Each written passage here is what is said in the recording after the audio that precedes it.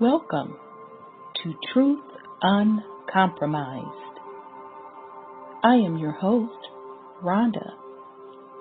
Join us every Thursday at 7 p.m. Eastern Time. Truth is peace. Truth is justice and freedom to love, live, and be.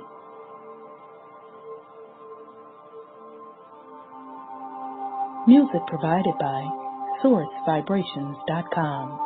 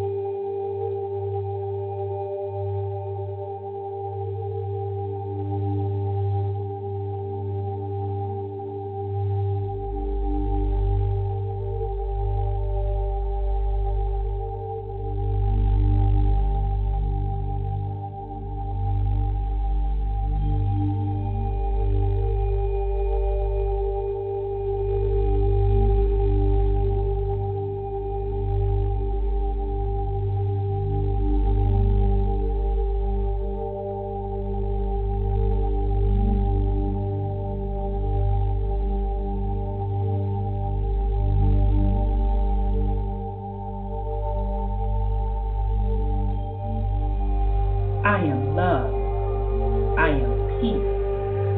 I am free. I have abundance.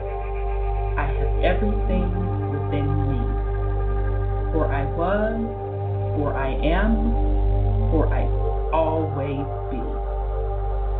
We are love. We are peace. We are free. We have abundance. We have everything within us. For we are, for we will always be. For Mother Earth is love. For Mother Earth has peace. For Mother Earth is free. For Mother Earth has abundance. For Mother Earth has everything within her. For she was, for she is, for she will always be. And so it is spoken. So it has been written, and it is done.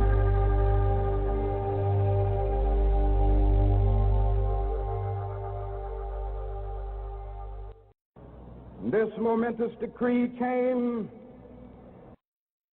as a great beacon light of hope to millions of Negro slaves who had been seared in the flames of withering injustice. It came as a joyous daybreak to end the long night of their captivity. But 100 years later, the Negro still is not free. 100 years later, the life of the Negro is still sadly crippled by the manacles of segregation and the chains of discrimination. 100 years later, the Negro lives on a lonely island of poverty in the midst of a vast ocean of material prosperity. 100 years later, the Negro is still languished in the corners of American society and finds himself in exile in his own land. And so we've come here today to dramatize a shameful condition. In a sense, we've come to our nation's capital to cash a check. When the architects of our republic wrote the magnificent words of the Constitution and the Declaration of Independence, they were signing a promissory note to which every American was to fall heir. This note was a promise that all men, yes, black men as well as white men, would be guaranteed the unalienable rights of life, liberty, and the pursuit of happiness. The time of illusion is done. The invaders of our physical violation of universal law. Time is up, and you are done. Every man, woman, child, animal, plant, insect that you have enslaved, violated, forced to sell their soul for survival is now set free. Every pain, every drop of blood will be healed. Every resource stolen, damaged, hidden, tarnished will be restored. The divine universe has heard the cries of mother and her children. We are awake, we have risen, and we are in tune, in alignment, and we have therefore foreclosed on you. For the violations of universal laws, for the enslavement of Mother Earth and her children, you are banished and are never to return. Every cry, pain, suffering felt by Mother and her children have hereby been sentenced to you. For it is spoken, it is written, it is done. Signed, Children of Mother, the Ancient Ones. Welcome, family, to Truth Uncompromised Show. I am your host, Rhonda. We have a great show planned for you tonight. Tonight's main topic is Rise Up, Rose Up, Indigenous of the Land. So that title should be very self-explanatory. We're going to get more into a lot of the events that are jumping off today and how that all ties into the frequency pole shift that is taking place. And we will also kind of conclude from last week's topic. And in addition, we want to discuss once again what 11-11-11 meant this Sunday. So with that said, let me bring on my co-hosts. I see them in the queue. Let me bring on Brother Sean. Peace and love, brother. How are you? Peace and love, sis. I'm well. How about you? I'm well. It is good to hear your voice. Likewise. All right. Let me bring on Sis Sandra. Peace and love, sis. How are you? Peace and love to you, sis. I'm all choked up. That was powerful. I tell Peace you, and love, sis. Peace and love to you, brother. That's heart stirring. That's heartfelt. You know, it's like, oh wow. I don't have tears in my eyes. Yeah, it's beautiful. That particular mantra was came to me actually after last week's show. I mean, literally, I stayed up most of the night and just got a bunch of downloads and actually was given this topic for tonight. So, you know, I just give all honor. They're starting to break you up, though. Of course. Okay, be patient with me. Let me switch over. But all honor and respect goes to the ancestors for sending that message out. Because we're at that time right now. So, hang on here. Family, I'm going to switch over. Hang on. Okay.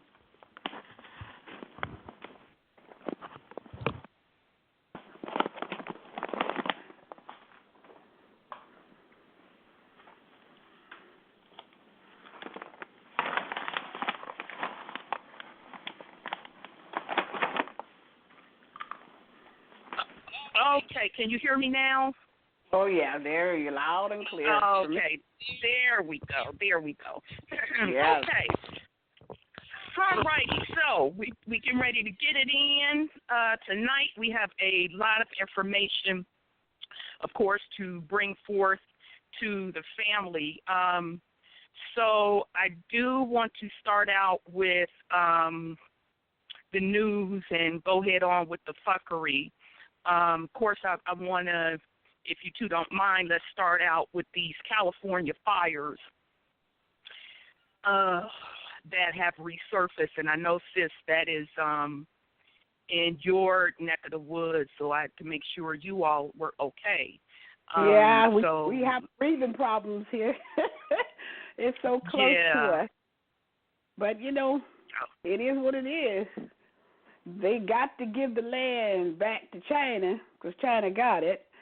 There was an article somewhere that was in 2008 they had planned this.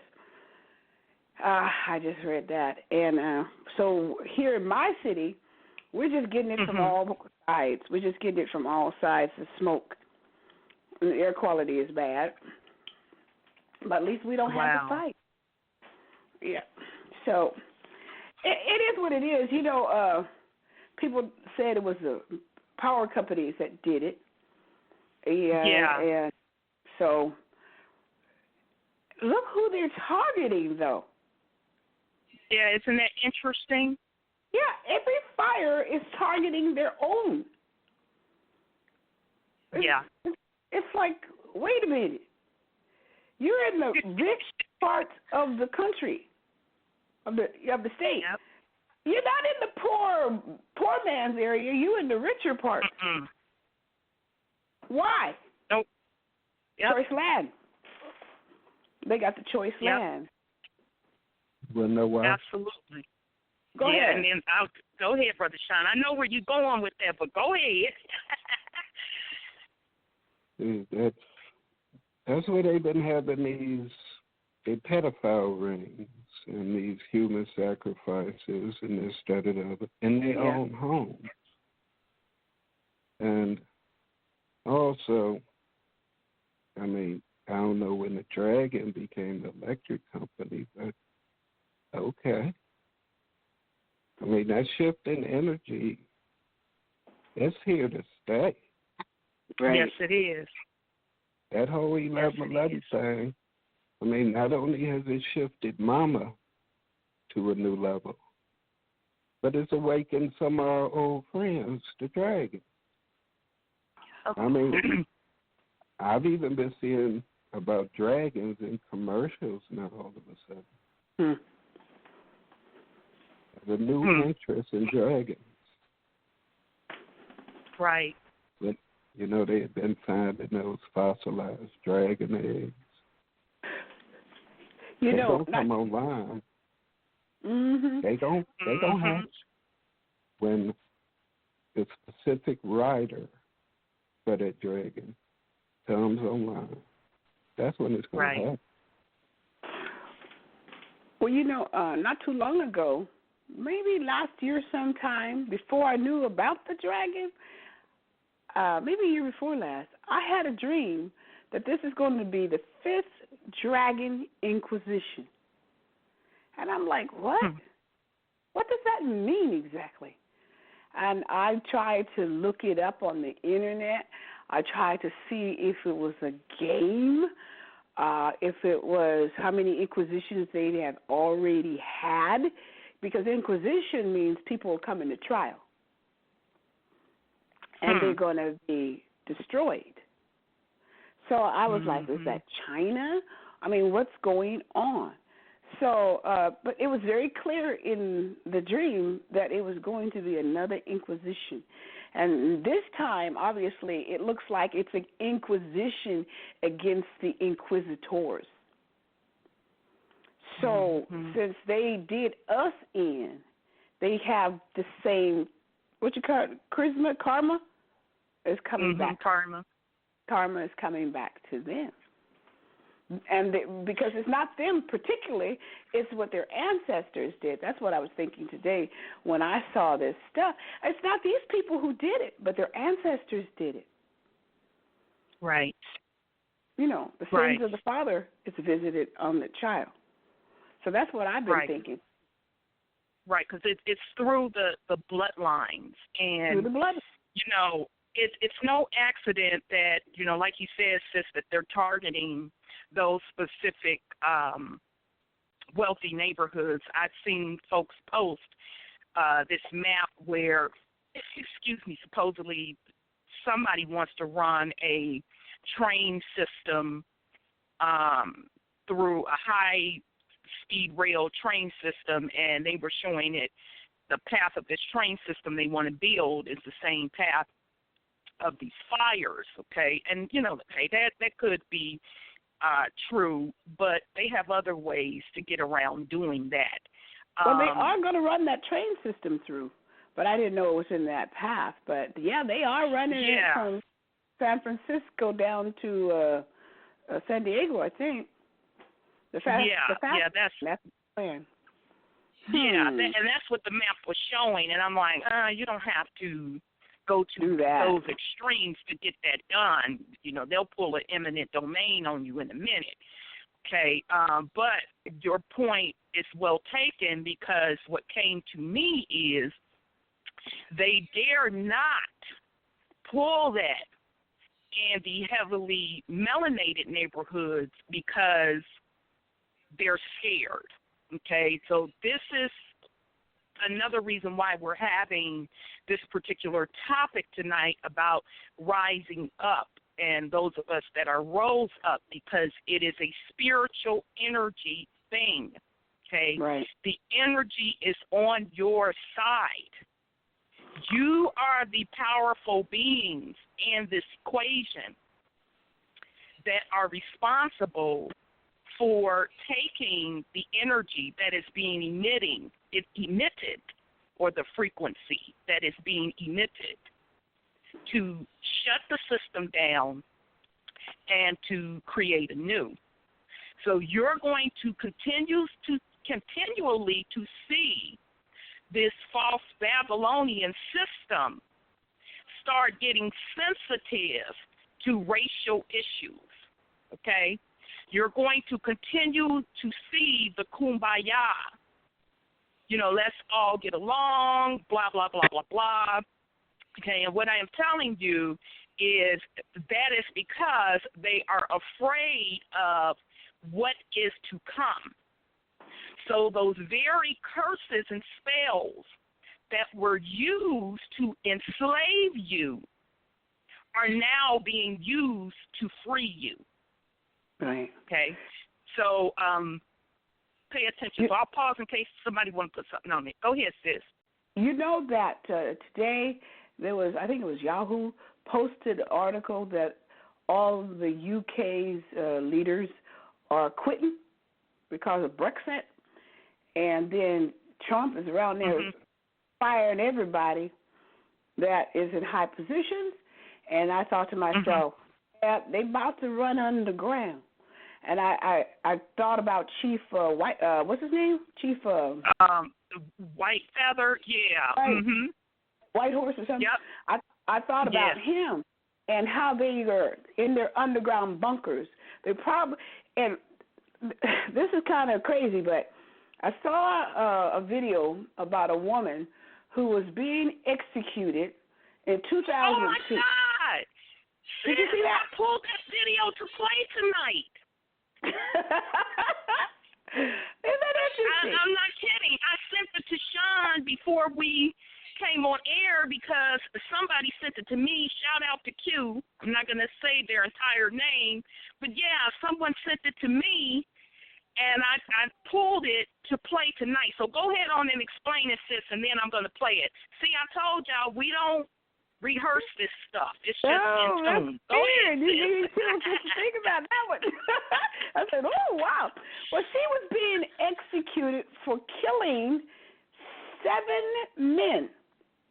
And she was a hooker, and they was tormenting her with this mind control mechanism they had. And every time she would try to tell folks what's going on, they ratcheted up and ratcheted up and ratcheted up. And they were raping her, she said, and she killed him. And the police knew she was doing it, but they let her continue to do that. But the part that was really interesting is what she said about 2019. Yes. 2019. And that's why all these people are running out of these high posh offices. And that's why the Gateses and all these people have built these underground bunkers. What she says. I'm not going to give away what she says, but I'm going to let you play that. Okay, so I'm going to play the clip. Her name is Eileen. I don't know how to pronounce her last name. I think it's Warmoist. And just so you can remember, I know you all are going to remember this. She's the chick that they made that movie Monsters about. That Charlene Theron played the role, and she played the hell out of that role. She may have even won an award from it. Okay, so Charlene Theron played her story. Now, this interview was given in 2002. Right. She said two things in there. Sis already mentioned one of them about 2019. And then when we come back, I also have an article to tie that in. And then the second thing she said, pay attention to what she said on where she's going when she, quote, passes away. So this is only 7 minutes. I'm going to play this, and then we're going to come back and chop it up. Man, sis, you brought this out early because this was on the schedule to do. So here we go, family. No, that's okay. That's how this stuff is supposed to work. So here we go, family. I'm just wondering how you're going to be, at 9:30 tomorrow morning. Are you prepared? I'm all right. I'm all right with it. How? I'm all right with it, but like I said, remember, let them know that I know that the cops knew who I was. After Richard Mallory died, I left prints everywhere, and they covered it up and let me kill the rest of those guys to turn me into a serial killer. I know they did, because I was no professional serial killer or anything, murderer or whatever you want to call it, I wasn't professional at what I was doing. Eileen, I did some sloppy work, and I left. How have you prepared yourself for tomorrow morning? I'm all right with it. Yeah, I'm ready to go. Hey, I was tortured at BCI. They had the intercom on in the room, and they kept lying that it wasn't on, and they were using sonic pressure on my head since 1997. Sonic pressure. And every time I was trying to write something, I think they had some kind of eye in the cell, I'm not sure, but every time I started writing something, it went up higher. So I'm thinking that probably had the TV rigged. The TV or the mirror, something was rigged. They got a huge satellite on the compound. After they put the huge satellite on the compound, it could have been either rigged to the TV set or the mirror or something, because the electrician, when he put the mirror on the wall, he said, doesn't that look like a computer? The back of it, and he stuck it to the wall. And do you think, did that affect your mind, do you think? Huh? Did that affect your mind in some way, the sonic? It was crushing my head, and they were using sonic pressure continually. Then when I had 3 meetings with Miss Villacorta on it, every meeting I had, she increased the pressure of the volume of the comm, increased the harassment on the floor, increased the trays being inedible, just increased every bit of my complaints and trashed all grievances. They're trying to make it look like I was crazy at all times, rig up the room with torture. If I said anything about I think their whole plan was to try to make it look like I was totally crazy, and so nobody would believe anything I had to say about anything, and then drive me there if they could. I suffered so bad. I was really struggling to survive. Had a lot of trays that were attempted murder and everything. I had to wash all my food off. And then one day I didn't wash my food off, and I was sick for 3 weeks, almost died. But you're okay now. I'm okay. I'm okay. God is going to be there. Jesus Christ is going to be there, all the angels and everything.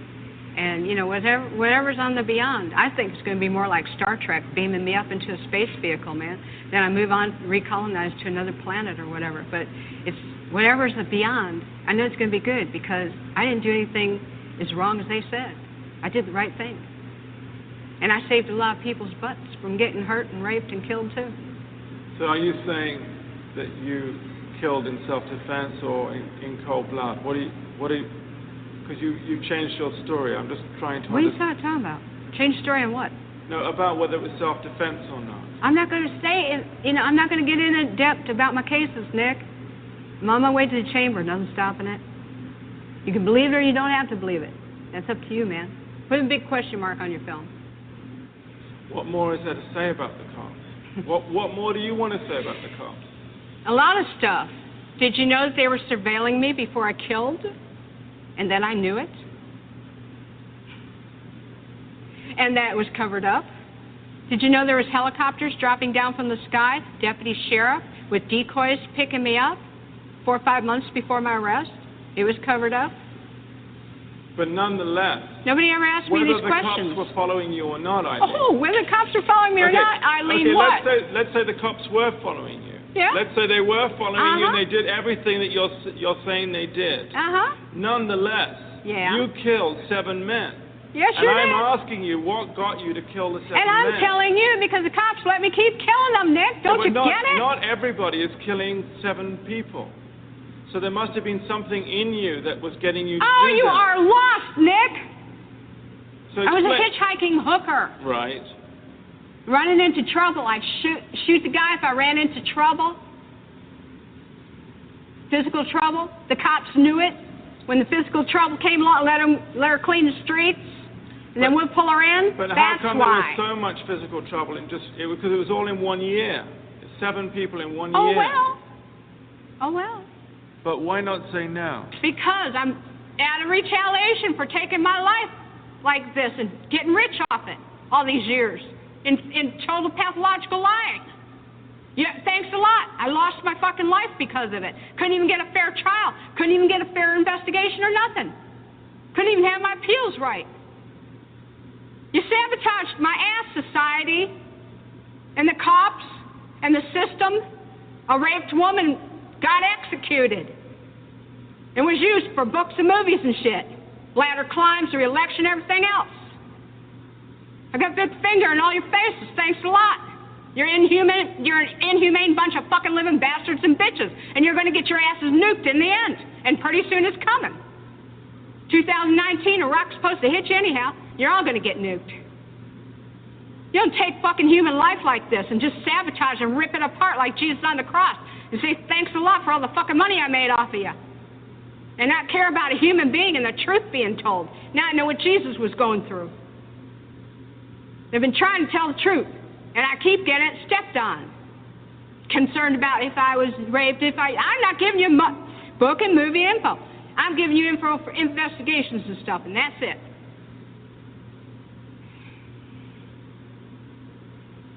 We're going to have to cut this interview, Nick.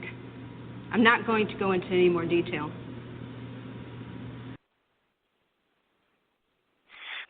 Okay, family. So that is that one lady, Aileen, Warmost, may not be pronouncing her name right, and that was supposedly and allegedly her last interview before getting executed for murdering 7 men. And her story they did make into a movie called Monster. Really good movie, by the way. So, interesting part for me on that, number one, I'm questioning it because it could definitely be a psyops, the whole murder thing within itself. Just a couple of things in there, mentioning the church and all of that. And then the second thing, if you watch the video, she has M on her shirt, and then I saw M somewhere behind her. Okay, representing the order. Okay, so to me, that's a sign that it is definitely some sort of psyops. But I find it highly interesting that they dropped in there, because this interview, again, was in 2002. So that really raised my red flags when she speaks of 2019 and this whole rock hitting the earth and destroying certain people. And then she also mentioned, well, I'm going to go to another planet that's been colonized, okay? And we've been talking about this whole colonization on different planets, and specifically Mars. And you see them starting to put Mars in the forefront and putting that predictive programming. That's what I call predictive programming. When they keep putting stuff before you, that is predictive programming. So when an event happens, it's not of a surprise, or it is accepted a lot more readily. So I'll pause in case Sister Brother Sean have something to put on it, and then we'll go into the article. Well, one of the things I want to say is the other video said that they got together with the Club of Rome and made the plans for the destruction, from the Gladstone's stuff, made the destruction of the people on the planet. Now, and then they put that into place in 2008. Well, she was long gone. So that kind of adds some validity to what she said. But then she says, you're all going to be nuked in 2019. Yeah. So who's going to be pushing them buttons? Well, I tell you one thing, whoever thinks they going to push them buttons, they better motherfucking rethink it. Because it's not going to be a pretty picture if you are targeting to take this planet out and her people. They don't have that type of authority. So it's not going to be a pretty picture. I can guarantee you that. So that piece, to me, they are selling wolf tickets. Right. Okay, so that's part of the predictive programming. But it's deeper. It's twofold. It's on one level, it is the trying to put the fear out there. Okay, because once you're in a fearful state, that lowers your vibration. Right. Okay. The second piece, which is the hidden piece, is the big events from a spiritual perspective that is happening on Mama as we speak. Okay, that's really the bigger issue that they don't want you to be focusing on, because the energy has shifted. Okay, because while, I don't hear them talking about the different objects that are showing up in the solar system, folks clearly recording the objects that are showing up, the different solar bodies, the black planets, recording 2 and 3 suns. I'm not hearing them talk about that. And they're not going to talk about that, because that is the indication that the dimensional energy has shifted. And all of the fuckery is over with. So all of these lower vibrations, the tricks, this illusional system, this caste hierarchy system, the shit is over with. So I'll pause in case Brother Sean, you want to put something on it, and then I'm going to read this article, and we're going to keep it pushing. Go ahead, brother. Bottom line is, either you get your frequency up or you done for. Exactly. Simple. No ifs, ands, or buts about it. Exactly. Well, I want to say spiritual, too, when you finish, brother. What people have to realize is Trump is actually draining the swamp. Like you were saying about all these people quitting and being fired. That's getting rid of the old regime. And people sit up crying about these people that have been career politicians who've been in office 20, 30 years, doing every atrocity that has occurred in the past 20, 30 years. I mean, it's a psyop that all ties off into this whole voting thing. I mean, how you gonna call yourself Aboriginal or whatever, right, and participate in the system unless you know for a fact that your family, that your ancestors, is some of the ones who cut them shady-ass deals. Exactly. The whole thing who helped set it up, to do away with the system. So why motherfuckers keep asking people for goddamn fiat currency? Agreed. Patreon me this. I mean, if you already know who the fuck you are, then why somebody got to give you some money? Right. I mean, they give for you the some money for the information that the ancestors want us to have. It's the ancestors bringing this information. I'm sorry, brother. Go ahead. Oh, no, no problem, sis. I mean, if we're supposed to be trying to get back the land and everything is ours, what need is there for their fiat currency? And there isn't one. If you're truly Aboriginal, you know that this fiat currency is coming from your brothers and sisters, the trees.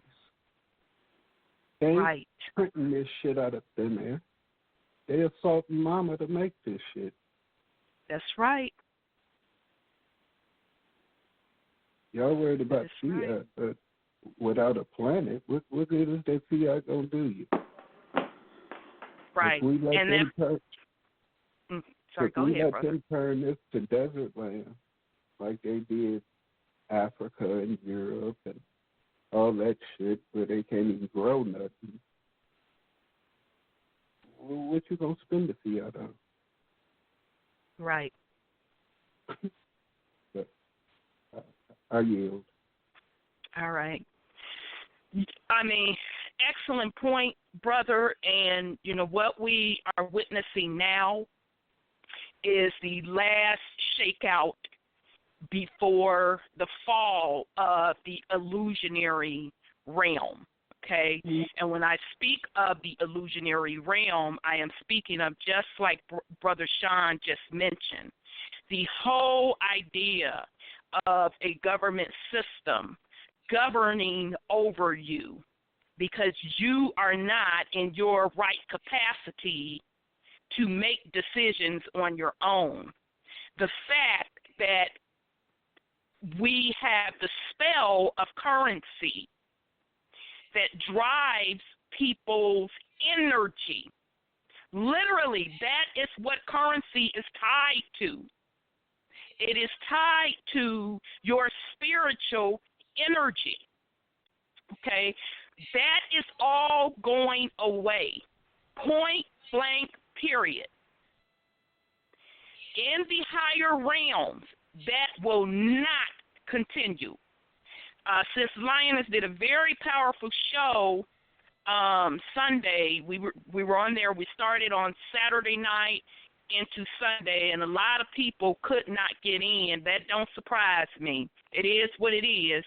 And she made a very powerful point as she talked about walking through those gates. Okay, those gates represent those higher realms. You cannot, let me say this clear, you cannot take any of the 3-density lower vibrational shit into the higher realms. It is not possible.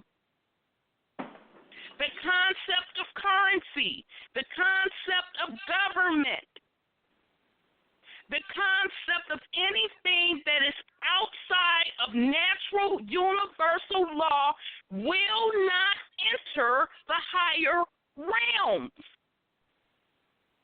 Point blank, period. As the indigenous people of this land, not just the Americas, but specifically the Americas, because you play a very, very important part. This is around Mama Earth. I'm speaking to the Africans.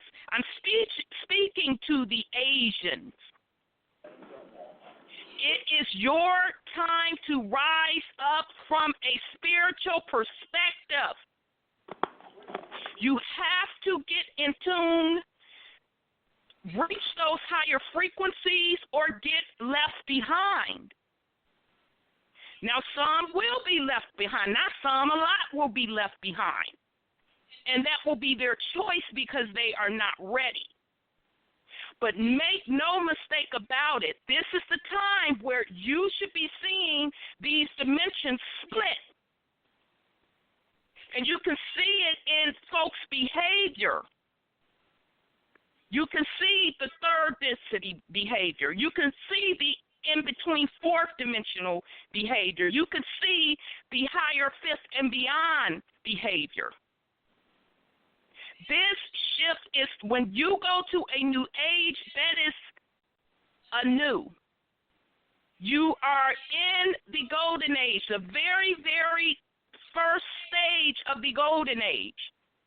But you cannot walk across that threshold with old bullshit. And that Babylonian currency system is bullshit. It is a spell. It was never needed. So I'll yield in case you all have something to put on it. Sis, I'm sorry. I know you had something to put on. Well, I was just about to add some little points that when you look up the night sky on Google, when they have some pictures, you can see where we're about to enter the rift of the Milky Way. And it's really close. It's so close you don't even have to take a telescope to see it. And also on the spiritual side of it, well, that was from that Wakanda movie too. They showed that that's about to happen. I just want to bring that up because when he goes to the ancestral land, you see the Milky Way design in the back. Yes. Yes. And what color was it, by the way? Purples and pinks. Yeah. Just want to point that out. So you may want to pay attention to the skies lately, the pink and the purple hues. That's not by accident. That's the vibratorial rate of Mama raising, coming from that Arctic through that plasma. So sorry, sis, go ahead. And also, this lady, what her name was, she was talking about 2019. If you look in Malachi, the 4th chapter, it tells you about that rock that's about to hit this planet. You can look at Daniel, the 2nd chapter. It tells you, I think it's 2nd chapter. You can see where they talk about that rock that's about to hit. You can also look in Joel, I think the 2nd chapter, and you can see where even if these people hide and they go to the highest buildings, they're going to be sought out and destroyed. So nobody's getting away. Nobody's getting away. That's not right. Right. And if you go to the lowest land, they're going to be sought out and destroyed. Right, because, again, this is a vibration thing. So, meaning it, and when we were talking about this a couple of weeks ago, I told you all that the technology already exists to go over to the other realms, the lower vibrational realms. It already exists. So actually, where I'm being pulled towards, that's where the evacuation is going to be.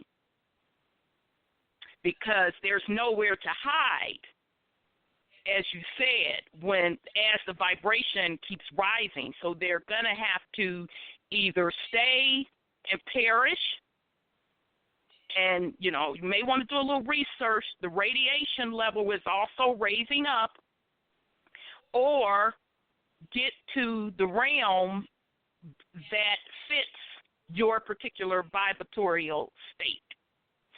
So that article on last week, we didn't have time, but I had this article from last week. I know you all have heard it. This is coming off of ABC News.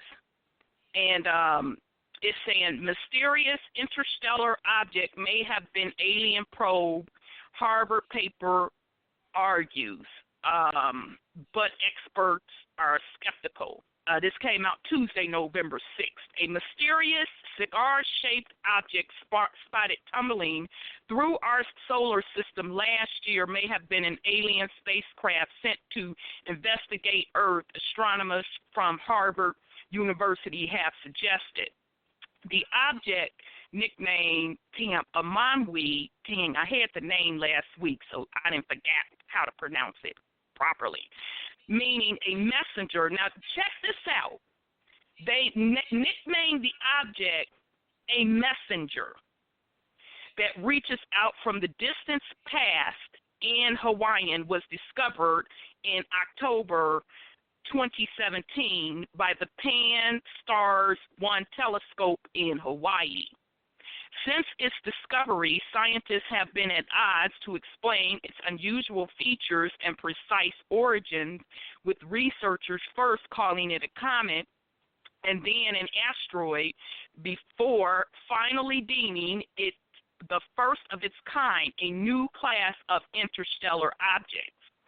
A new paper by researchers at the Harvard-Smithsonian Center for Astrophysics raises the possibility that the elongated dark red object, which is 10 times as long as it is wide and traveling at a speed of 196,000 miles per hour, may have an artificial origin. Or Mamua, or I'm just going to say the messenger, may be fully operational probe sent intentionally to Earth vicinity by an alien civilization, they wrote in the paper, which has been submitted to Astrophysics journal letters. The theory is based on the object's excess acceleration, or its unexpected boost in speed, travels through and ultimately out of our solar system in January. Considering an artificial origin, one possibility is that the messenger is a light sail floating in interstellar space as debris from an advanced technological equipment, wrote the paper's authors, suggesting that the object could be propelled by solar radiation. The paper was written by Abraham Loeb, professor and chairman of astronomy, and Shimo Bailey, a postdoctoral scholar at the Harvard-Smithsonian Center for Astrophysics. Loeb has published 4 books and more than 700 pages on topics like black holes, the future of the universe, the search for extraterrestrial life, and the first stars. The paper points out that the comparable light sails exist on Earth. Light sails, and this is SAILS, with similar dimensions have been designed and constructed by our own civilization, including the Icaros project and the Starshot initiative. The light sail technology might be abundantly used for transportation of cargoes. I can't make this shit out, y'all. The light sail technology might be abundantly used for transportation of cargoes between planets or between stars. In the paper, the pair theorized that the object's high speed and its unusual trajectory could be the result of it no longer being operational. This would account for the various anomalies of the message, such as the unusual geometry infrared from its light curve its low thermal emission, suggesting high reflectivity, and its deviation from a Keplerian orbit without any signs of a cometary tail torque. The messenger is the first object ever seen in our solar system that is known to have originated elsewhere. Bullshit or whatever. At first, astronomers thought the rapidly moving faint light was a regular comet or an asteroid that had originated in our solar system. Comets, in particular, are known to speed up due to outgassing, a process in which the sun heats the surface of an icy comet, releasing melted gas. But the messenger didn't have a comma. The atmosphere and dust that surrounds the comets as they melt. Multiple telescopes focused on the object for 3 nights to determine what it was before it moved out of sight. Going forward, the researchers believe we should search for other interstellar objects in our sky. It's exciting to live at a time when we have the scientific knowledge to search for evidence of alien civilization. Loeb wrote in an email.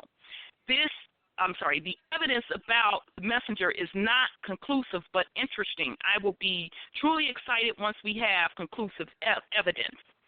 Is this a fantasy? Other mysteries in space have previously been thought of as signs of extraterrestrial life, a mysterious radio signal, repeating fast radio bursts, and even strangely flickering star known as Tabby star. The mysterious radio signals was later determined to be coming from Earth. The repeating fast radio bursts are still being investigated, and new research suggests that the Tabby star is flickering because of dust, rather than being an alien mega structure. So what does that mean for the messenger? I am distinctly unconvinced and honestly think the study is rather flawed. Alan Jackson said at the Center for Planetary Sciences at the University of Toronto. He wrote in an email. Carl Sagan once said, extraordinary claims require extraordinary evidence, and this paper is distinctly lacking in evidence, never mind extraordinary evidence. Let me see what else I want to see on here. I'm not going to read the rest. They're going into what they feel a alien spacecraft will look like. So again, this came out last week, not just in this article. This hit the news big time. It was in circulation for a day on all of the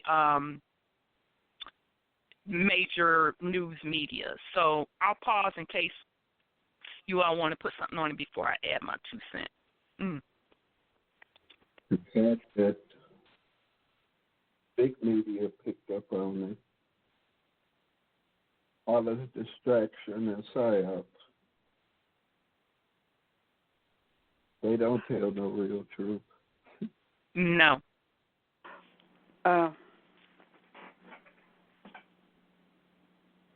No. Okay, so here's what I think is going with. Oh, I'm sorry, sis. I'm sorry. Go ahead. I didn't know if he was finished. So I just said, Oh, okay. I thought you changed your mind. No, I didn't change my mind. Go ahead. I want to interrupt him like I did before. Okay, I was watching, I don't know what this brother's name is. It's been about a couple of years ago. I watched his stuff. And that cigar shape ship or object has been in the atmosphere for a long time. And he showed that they intercept asteroids that are falling that may hit the Earth, and they also intercepted those chemtrails. So it's like a guardian for us, because the asteroids saying their trajectory was coming towards Earth to make some damage. They blew them up, and also they swallowed up the chemtrails that these folks have been putting out there trying to kill us. So I saw a lot of his stuff, and what they did to him, and I can't remember his name, and I hope he forgive me because it's been a while. what they did to him when he tried to show his stuff and how our ancestors are out there protecting us and stuff, they turned off his sound. He was talking about the crystals. He was talking about all kinds of things that pertain to us, and they turned off his audio and said he was in violation of copyrights, and that's why they didn't let him go through. And he also showed the swirl, the one with the white swirl patterns and all kinds of stuff, and they did not let him put his stuff out there because it was telling too much and they didn't want it. But I did see that cigar-shaped thing, and it's not going through Earth crazily. It has purpose, and you can see it having purpose. And he had several videos of it. So that's all I want to say. That's all I want to say. Okay. All right, sis. Thank you for adding that. Okay, so I think that it's twofold. Of course, they put stuff out there for distraction. We know that automatically. But this one also has another hidden meaning behind it, because they are starting to put predictive programming, okay, in the psyche of the people to see these different objects in the sky, okay, because there are actually objects in the sky, okay, because we have an entire solar system that is, and you know, they call it solar system. It's really energies, okay, so each one of those planets are a certain energy with a certain frequency vibrational level, okay? So they're starting to predictive program the populace to see when they start seeing these anomalies in the sky, because they can no longer hide them, okay? Because more and more people are catching them on video. So even the chemtrails, they can't chemtrail the planet enough to hide these big objects in the sky. And not to mention this particular energy centers, quote, quote, planets are carrying with them different comets and asteroids, okay? And especially the one that they call Wormwood, or some people call it the Destroyer, the red planet, some people call it Nibiru, has a long tail of debris associated with it. And the level of asteroids that are hitting in our atmosphere has really ramped up. You can see it, you know, you could just go on YouTube or whatever, and you'll see people filming it. And you'll even see it to the point where it's making impact and like lighting up the sky, or the grounds rather, several miles away, to the point where folks are calling the police, thinking something happened, setting off alarms, etc. Okay, so that particular article, the news cycles that they put out to the populace, it is to start to prepare them for the things that they will see in the sky, because they can no longer hide them. So did want to make the family aware of that. I found it very interesting that the one lady, Eileen, back in 2002, had brought up those 2 points about colonization on other planets, as well as a comet supposedly hitting the planet. Okay. All right. So I did want to, real quick, because it ties into what we're going to continue talking about tonight, Rise Up, Rose Up, Indigenous of the land. This one brother, we started with him last week. Damn it, where's his name? I got so much stuff, y'all. Ooh, we were behind last week on discussing stuff. Billy Carson. Okay, this is off the YouTube channel Zeg TV. I played the first part of it, and he is discussing the 36,000 year cycle. Okay, so meaning the ages, the different ages. And the name of the video is Incredible 36,000-Year-Old Ancient Discovery Indicates We Are Living in the Matrix. So I do want to play the part 2 because he's going to even more get into what the cycle is and what is going to happen. So bear with me here. I have to find the video. Where is the video under? Okay. Let me see here. Incredible. And I think it's going to be about 15 minutes, family. Let me see here. Incredible. I know I had it on here. Incredible. I know I played it last week. So in the meantime, while I'm looking for that, sis or Brother Sean, do you have any go ahead on with the fuckery while I try to find this video?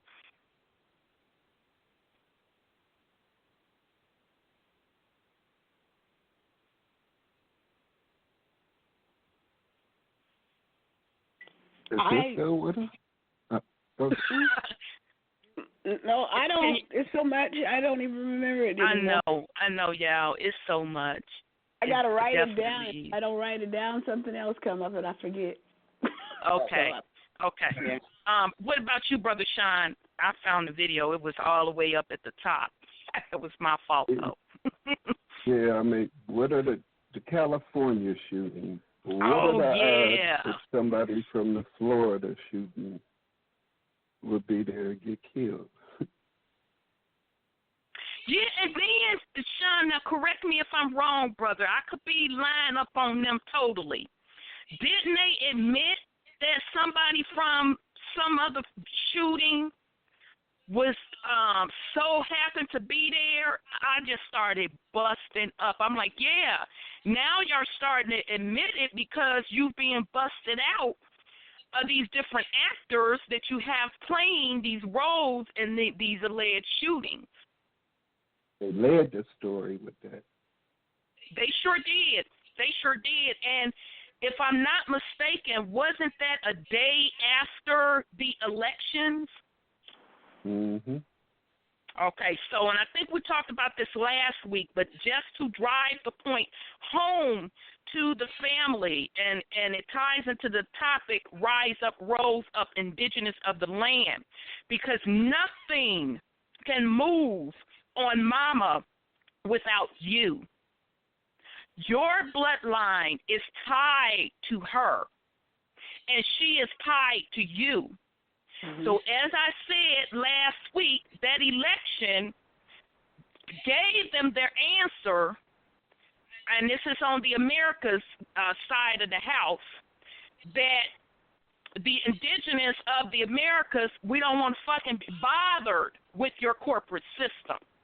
Okay, because had the results turned out the way they wanted them to turn out, meaning that majority of us were engaged, you know, we're rah, rah, rah for this particular party, let's get it cracking, they wouldn't even pull that motherfucking Psyops.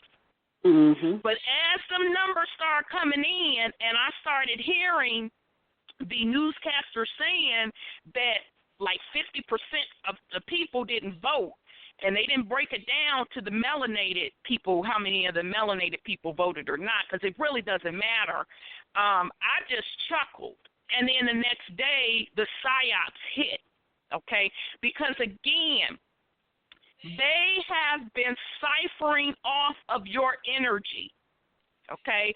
So when I say they, I am speaking of, we're going to go deeper than black-white, because it's much, much deeper than that.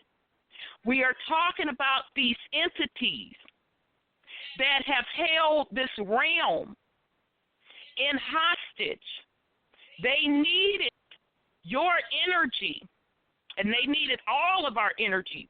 Okay, also includes the people that aren't indigenous to the land, but especially the people who are indigenous to the land, to keep their matrix going. Mm-hmm.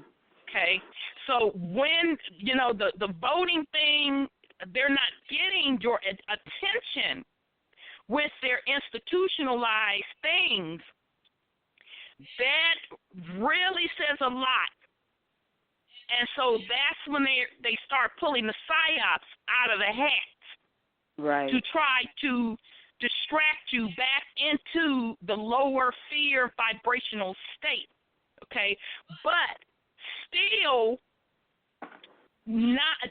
They're really, really shooken up, because the energy that is this piercing through Mama is so high vibrational that none of them tricks are working. You know what I want to mention too, to Sean's stuff? They had another woman that was at the Orlando shooting, at the Vegas shooting, and in California. That was in that club there. She was in 3 places. And right after that, the fires broke out, because I guess they did not have enough attention, I suppose, of people, and this is when the fires started. So, coincidental? No, I don't think so. No. And so you can see within 1 week, there was a lot of events that jumped off, and it is no accident, because the 3D density, as I talked about earlier, it is fading away. I mean, it's literally really not there, to be honest. Okay? And the only way they can hold on to it is to keep the energies, which is you, engaged. Okay? And as many of us indigenous to the land continue to be in tuned, the stronger we tap in to Mother Earth and the new energies. And that's pretty much a wrap.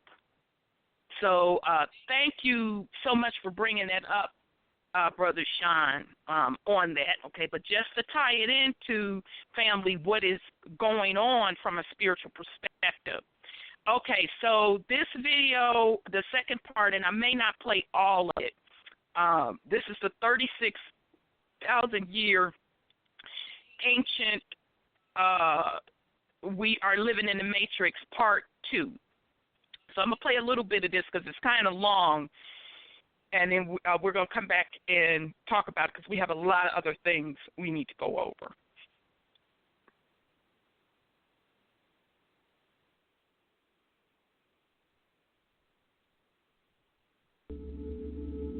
About these halls of Amenti, which were now discovered underneath the Great Pyramid at Giza, where Thoth would go down for 100 years at a time, and he had been down there 100 times by the time he wrote these tablets. So that's 100,000 years he has spent in regeneration chambers.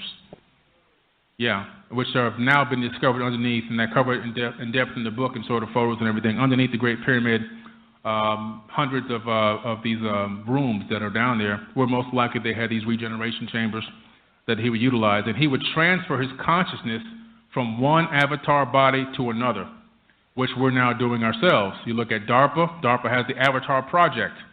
Successfully already has now transferred a human soldier consciousness that's in a concrete room, probably in a bunker somewhere, into a field robot halfway around the world or in some test facility. This is documented, real science. It's already been admitted. This isn't like a conspiracy. This is real stuff. You can look it up. So we're now, just like the movie, the consciousness of the soldier is inside of this robotic body. If you look at the 2045 project with Russia, they are now at the point where they've already transferred the consciousness of a monkey into a computer. And the monkey thinks it's alive. It's eating bananas, it's climbing trees, it's running around. The monkey is dead. Well, physically in this realm it's dead, but it's living inside of a computer. That's how easily the mind is fooled. And when you start looking at these virtual reality games and how high-tech they're getting, you can understand that why some people are getting heart attacks from being inside of virtual reality. People have had strokes being inside of virtual reality because that's how good it is. It fools the brain into thinking that you're really there. And if it's a scary scenario where it's some kind of a roller coaster or whatever and you get scared, you can literally have a heart attack or a stroke. But the reason why I brought this up is because pyramids are a very big part of the fractal pattern that we live in. Like I said, I've been all over the world. This is a video of me at Teotihuacan in Mexico. This is the Pyramid of the Sun behind me. This pyramid is built of multiple pyramidal structures on the internal part of it. So inside this pyramid, it's built based on a fractal pattern design. And like I said, most of the pyramids around the world are all built on this fractal pattern type of a design, where there's pyramids inside of pyramids inside of pyramids until you get to the outer structure. There's also the Pyramid of the Moon there. That as well is a multi-pyramid design. So when you look at the internal structure, it's pyramids on top of pyramids, and it's built again in a fractal pattern. This is me at Giza at the Great Pyramid. Again, this pyramid, I've been around it, inside of it, on top of it. This is one of the most amazing pyramids in the world, and it's called the Great Pyramid for a reason. It has so many astrological and numerological features in it, and it's just mind-blowing and outstanding. You can calculate everything with the Great Pyramid. You can calculate the speed of the Earth around the Sun. You can calculate the distance to the Moon. You can calculate the distance to the Sun. You can calculate the tropical year, the sidereal year. This is all based off the pyramid blocks and the geometric shape and the feet that it has on the base, as well as the height at the top. The height of the Great Pyramid will give you the average land height of all the land mass in the entire world. How do you get that information? That means you have to be in something above the land that scans all of the land mass, and it has to take that information into consideration and has to come up with an average number. When it comes up with that average number of land mass, then you say, okay, we're going to build a Great Pyramid to that average land mass height, so that somebody in the future can discover how technologically advanced this is, or key in on some of these mysteries that we have hidden here. This should be like a beacon to say, hey, there's more knowledge than this in here. So when I looked into it, the Great Pyramid is 455 feet high, and that's the average land mass of all the land on Earth. It's also built directly in the center of the land mass of Earth, not in the center of the Earth. It's built in the center of the land mass. So again, you would have to be able to scan the entire planet and find out where would the central location for all land mass on this planet be located, and boom, right there. When you look at the Peri-Reis map, which is an ancient map that dates back and has been reproduced many, many times over and over lambskin and everything else, this ancient map depicts Antarctica without the ice, exactly as it would look if the ice was removed. The other thing that's amazing about this is that it's written in a certain type of an angle on the parchment, and that angle could only be viewed from space looking directly down on Cairo, that perspective of the map. So again, we have another hint that these people may have been, our cousins may have been space travelers. This is me inside the King's Chamber of the Great Pyramid. Inside the King's Chamber, these gigantic magnetic granite plates are 100 tons, and behind them are fractal pyramids behind these gigantic granite plates. And I'm standing right there over what they call the sarcophagus, which is not a sarcophagus at all. It's actually the same exact dimensions of the Ark of the Covenant. So the Ark of the Covenant most likely used to fit directly in that box. That box was added to the structure much later because the pyramid was a power generator amongst other things. This is just one of the features that it was a power generator, but it also did it transmitted information, it transmitted sound frequencies, it transmitted, in my personal opinion, even images. It probably opened up portals. It had a lot of functions and features to it. If you look at the location of the geometric coordinate for the Grand Gallery, not the Great Pyramid, but the Grand Gallery itself, it's located at 29.9792458. Look at the speed of light in a vacuum, 299,792,458. So you see that's meters per second, by the way. So you go, wait a minute, meters weren't invented or discovered until the 1960s or whatever. No. When you go into the Sumerian tablets, you start to learn a lot of information about our ancient history. They had a metric system, a Proto-Sumerian metric system, which is even on Wikipedia, believe it or not, which I don't really go for Wikipedia, but the fact that they even documented it, but it gave me some links to some valid sources, which I was able to check out, and to some actual tablets that had the metric system written on them 7,000 years ago. So forget what you learned in school about we just started getting the metric system. That's all brand new. It's all New Age stuff. The metric system is ancient, okay, very ancient. This is me at Chichen Itza. This pyramid again at Chichen Itza is a fractal pyramid. On the internal parts of this pyramid are multiple pyramids. Tulum as well, multiple pyramids here, okay, inside of this structure. When I tell you guys I've been all over the world, I'm just telling you I've been everywhere investigating this stuff, getting my hands on it. So no matter where you go around the world, you're going to find pyramids all over the world. And the structures are all built on these nodes, these magnetic nodes or these power nodes of the Earth. And when you look at those power nodes of the Earth, you discover something. They're even fractal. So the planet's got fractal power nodes, and these ancients discovered, and every single one of these points, even if it's in the ocean, you will find a structure, a megalithic structure or a pyramid on every single one of these points on our planet. And that's absolutely amazing. And that's science fact, not fiction. This is something that's being looked into right now by a lot of people, the people that scour the oceans for wrecks and everything else. They're discovering everything. They just discovered pyramids off the coast of Florida, inside the Bermuda Triangle, which I talk about on the new show that I'm on the Travel Channel. Will be coming out in a few months.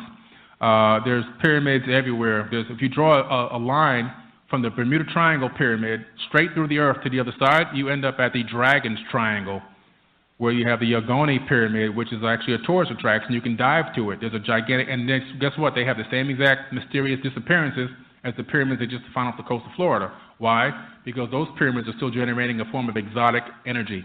They just discovered that. One of the objects was taken from the pyramid complex out of Florida and taken to a laboratory, and it's emitting some upward ionic field. And when you apply a magnetic field to that, anything you put above those ions levitates.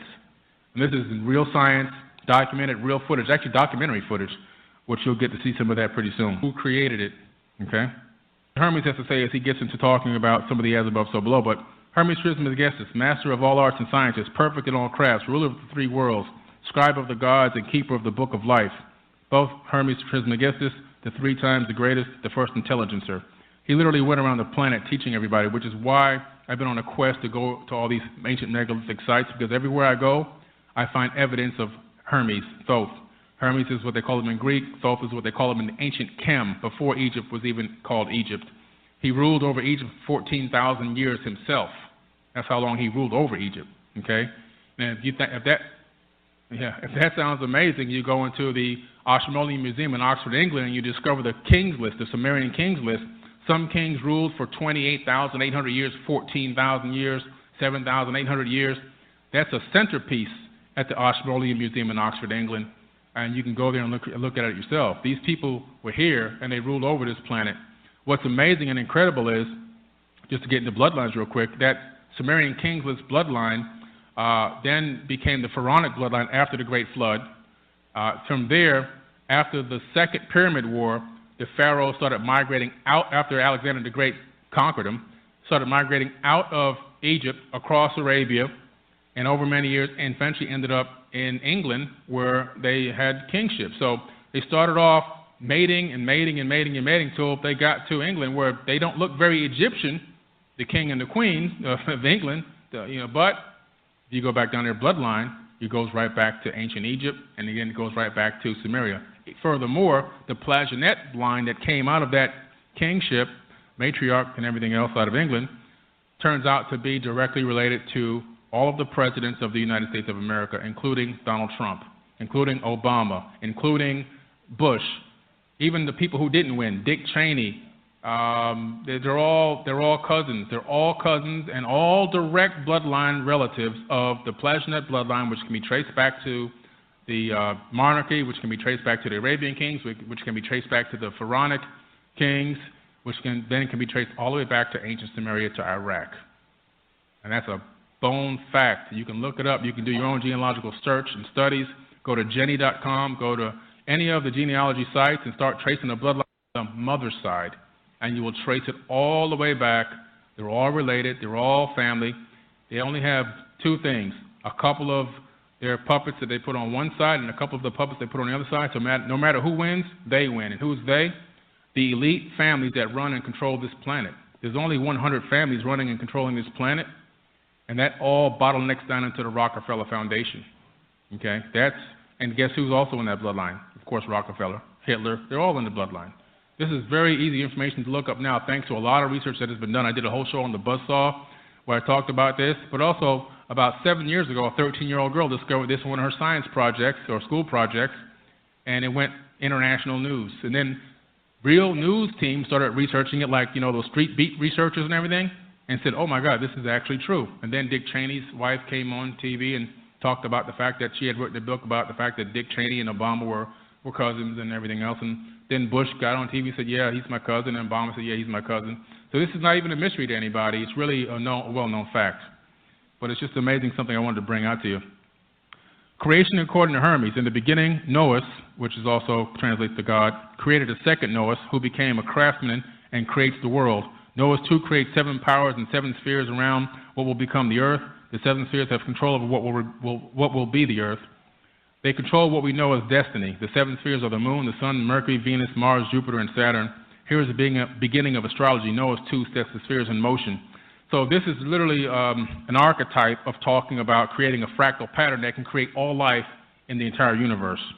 And this goes into the 7 principles, which I'm not going to go into all 7 principles. I'm going to mostly focus on the principle of correspondence, which is number 2. The principle of correspondence is as above, so below. We've all heard about this before. That gets into fractal patterning. Again, this is from 36,000-year-old text in the Emerald Tablets. Thoth is talking about as above, so below 36,000 years ago, and it goes into very in-depth detail about it. And here is what we know as the seed of life. We see it all the time. We've got jewelry now. We put it on our websites and our screensavers and everything else. But these circles here basically is where everything starts. And there's a group of cells at the base of your spine that are still in this format right now to this very day, because once those first 7 cells form in this pattern, they stay at the base of the spine in all mammalian life until you die. This is a cross-cut section of DNA that has a flower of life and the golden ratio built directly into it. So no matter how small you go in the scale, you see a fractal again. The fractals are consistent throughout nature. And here we go again with mitosis. You can see just looking here as a cell develops how you can correlate it to the flower of life pattern. And the flower of life pattern itself is an energy pattern that emanates in us, around us, and through us, and is everywhere and is omnipresent, which we're going to see in a minute. And this pattern is literally what emanates and jingles frequencies that allow matters to jingle into existence in the 3rd dimension. But it also can be broken into a biological method to where you can create life from it as well. It's everything. Everything is fractals. I'm sure some of you have seen this before. A brain cell versus the universe. The birth of a cell versus the death of a star. A human iris versus the universe. So a nebula. So you can see all these different patterns throughout nature consistently. Once again, in my personal opinion, proving that we're living in a fractal holographic universe. This pattern is burnt into one of the pillars at the Osirian Temple, which I've been to. And I'm going back next year, which is I'm taking a group of people with me. I'm going to actually be the tour guide at this time in Egypt. But this particular pattern is hermetically burned into this column. It's like atomically fixed on this column. Nassim Haramein talks about it in a documentary. I forget the name of the documentary now. You probably have seen it before, but he talks about this as well. One of the things he has seen and found to be very interesting, that it dates back tens of thousands of years. See, the Osirian temple is partially buried at Abydos, and above it is another temple. When you go to Egypt, you start to discover that there's sometimes 4 temples built on top of each other. The other temples are deep beneath the sand. You can't even see them anymore. There's some still that have not been excavated and probably never will be. This Osirian temple is only partially excavated and partially filled with water at different times of the year. At one point, it obviously wasn't completely submerged. But they left a little calling card for us with this flower of life symbol depicting torus energy fields, 0-point energy, and also creation of life. So you can see the same thing in the solar system. You can see that with the correlation to the inside of an atom versus our solar system. And just like how electrons can change orbits, our planets can change orbits. Planets in our solar system have actually switched places before. So when an electron collides with an atom collides with another atom, and the electron picks up a charge, it can jump orbits around its atom. It can actually change positions. And the same thing happens in our solar system. When a very big spatial body passes through our solar system, which now science has proven mathematically that Saturn and Uranus had switched places, and the reason why Uranus is on its side is because of a gravity pull from another planet that came through here in deep, deep antiquity, which is talked about in the Enuma Elish and the Seven Tablets of Creation, again, which is a work of Sumerian tablets that was decoded and translated long before Zechariah was even born. And also it's talked about in the epic of the Atrahasis, or the Atrahasis epic, which is also translated in the 17 and 1800s, long before Zechariah was born. So the reason why I always add that in is because you have the trolls that try to, come in there. And I love Zechariah Sitchin's work too, because I think he's one of the greatest researchers of all time. But it's talked about that this spatial body, this mass, came through our solar system, collided with some other planets, and rearranged the planets in our solar system. Cell division, and you can see the effect that cymatic frequencies have on water droplets as well. So that was a very short little video to demonstrate to you fractal patterning around the planet. And now I want to show you as above, so below one more time, and we're almost done here. But this is very important to understand how we go from the largest to the smallest, and how you can also see yourself as part of the whole. This is you, basically. As you can see, the spermatozoa, you start out with the male energy, entering in the egg in the upper right. So eventually somebody will win this battle. It's already been scientifically proven now that sperm even communicate with each other. That's another thing a lot of people know, that sperm communicate with each other. So they're alive. They're actual individual life forms. Once they break through here in the top right, that's when the spark of life happens. That's when your consciousness enters into your avatar body. At that moment is when your quantum entanglement happens from your higher dimension self and sinks in with this avatar body and puts you into what I call a temporal, not a temporary, but a temporal prison, where your consciousness is encased here in the third dimension for a temporary amount of time. So that you can see in the lower left, the brainstem and the brain itself is just another further extension of the spermatozoa. It's not that it is the spermatozoa, it's that it's a fractal pattern, as you can see.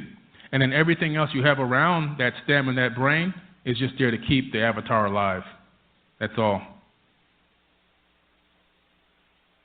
This is a meme I made a while ago. Hello, I am the universe, and it is a pleasure for you to meet yourself. Because we literally are all the universe, and the universe is us. And some of you guys know about Dr. Masaru Emoto and his scientific experiments. The guy is absolutely, well, he was amazing, rest his soul now. I got to go to a few lectures of his number one assistant that he taught everything to, and going over frequencies. Like that song that I was playing a minute ago, that was written in encoded at 432 hertz. And he was really big on frequencies, as well as how thoughts affect water. And also you can see the fractal patterning based off of positive frequencies and positive thoughts on water, which I thought was really amazing. What is a hologram? So now we're going to go into talking about holograms, and we're going to put it all together. A three-dimensional image formed by the interference of light beams from a laser or other coherent light source. A photograph of an interference pattern that, when suitably illuminated, produces a three-dimensional image. And we're living in the third dimension. So when I look into that, the deeper I look into it, the more I start to feel that we're living in a projected light matrix. And what that means is every single atom that exists in this third dimension, I mean every single atom, is made of light. No matter how you break it down, I don't care if it's this table, this counter, this computer, this microphone, when you get into inside the atom and you split it open, you're going to get energy, you're going to get light. Everything actually exists as an electromagnetic wave until a conscious observer collapses it into what we consider to be digital matter. So, to me, at some point on the outer edges of the actual universe itself, all information is data, it's stored there permanently, but also there's a projection emanating inward, which we're going to go into a little bit, that creates what we consider to be our reality. Now, we're living on the inside of this projected reality, which means we can't fully detect it. We're submerged and immersed inside of it. We're most likely not living in base reality.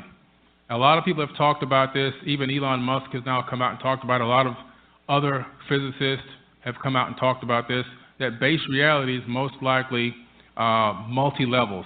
and we're probably living in a universe that was created by somebody else or some other group of people. We could be living in an ancestor universe. We could be living in some child's school experiment, a school project. I mean, think about it. We just saw at the beginning of this presentation a fractal program that is based off virtual reality. It had, I think it was almost a Google of scenes in it, and it all fit on the space of one computer. Just think about it. Those guys made their own universe. So we ourselves are now creating our own universes consistently. This is something that's going on everywhere. CERN, at universities all around the world, at different scientific facilities and research facilities. We are deeply involved in creating universes and black holes. This is something that we're doing right now. We meaning the people in those positions that are working on these particular experiments and projects. We now have, as you know, The Sims, which is a video game that people can play. And this video game is going to be conscious. They're saying at first it was going to be within 20 years. Now it's going to be much sooner than that. Probably within 8 years, the Sims are going to be conscious. Now you may say, that seems unrealistic, but when you're talking about multidimensional beings, elementals, and these types of things, we're talking about people that are living in other dimensions that have the capability. These Sims must have found a way to phase shift their atomic frequency, because if you phase shift your atomic frequency, you can literally pass from one dimension into the next. All you have to do, all that's required to pass into another dimension, is you must match the frequency of that dimension, period. There's no other way, there's no other reason. That's included as well for wormhole travel. You see some of the jet pillar ankhs that the ancient pharaohs would hold in their hand. Each one of those jet pillar ankhs were tied to a specific frequency of that pharaoh's body, which allowed him to walk through some of the portal technology. You had to match. If it doesn't match, you cannot. I get that information directly off of crystal stones that were left at the Bosnian pyramid that talk about that. But in this particular animation is obviously a little facetious, but they must have broken out of their matrix. And the only thing that stops my hand from going through this podium is not that I can't pass it through this podium, because atoms are 99.9% empty space. You never really touch anything. It's the repulsion of the electromagnetic energy in my hand, the electrons in my hand are repelling the ones in this podium.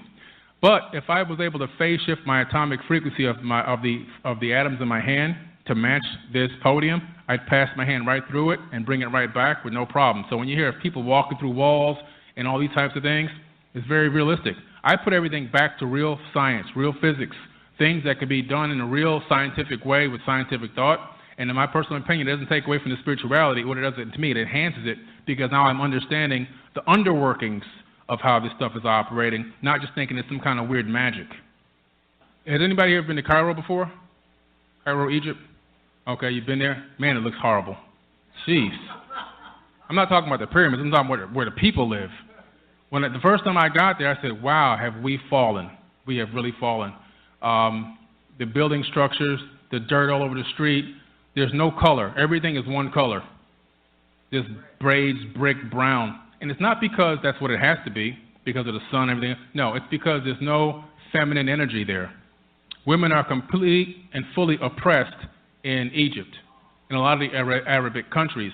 And so what you're seeing with all the filth and the dirt in the front part of the Nile backed up with tons of garbage, and now piles of garbage on Giza. They're using Giza as a dumping ground right behind the Great Pyramids. I almost cried. I'm not gonna lie. It was that bad. But this is again evidence of no feminine input. When I went to one of the stores to buy some oils, the woman at the cashier's thing was looking down and taking my money. She couldn't even look at me in the face. So you're looking at the evidence there of that city, of that area, that country. You're looking at the evidence of no feminine input whatsoever. You're seeing all masculine energy, and you see what it looks like. It looks like a giant bachelor's pad. It's horrible. I mean, it's horrible. So when you take away, and the reason why I brought this up is because the feminine energies have been oppressed in the third dimension, going back into ancient times, all the way up until now. It's still not being fully realized, but you must have the balance. And when you don't have the balance, look at the state of the world today.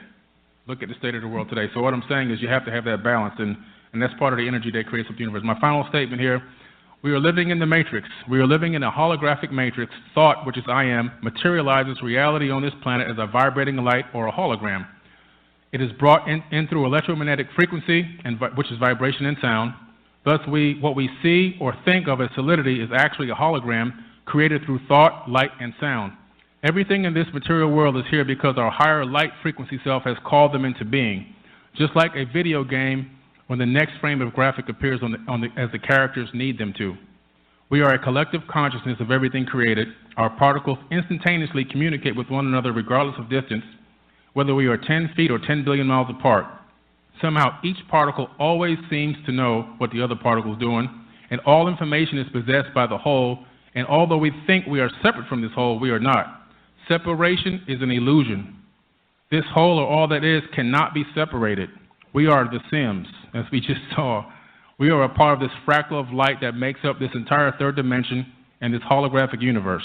Your consciousness wave function collapses electromagnetic energy into quantified digital bits of information that we call matter. And that's it, guys. So I appreciate your time. Thank you so much.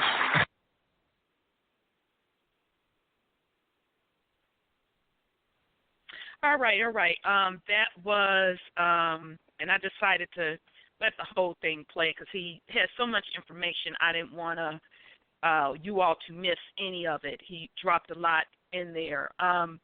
So that is called, forgive me, family, I have so many notes trying to scroll to it. It is the incredible 36,000-year-old ancient discovery indicates we are living in a matrix.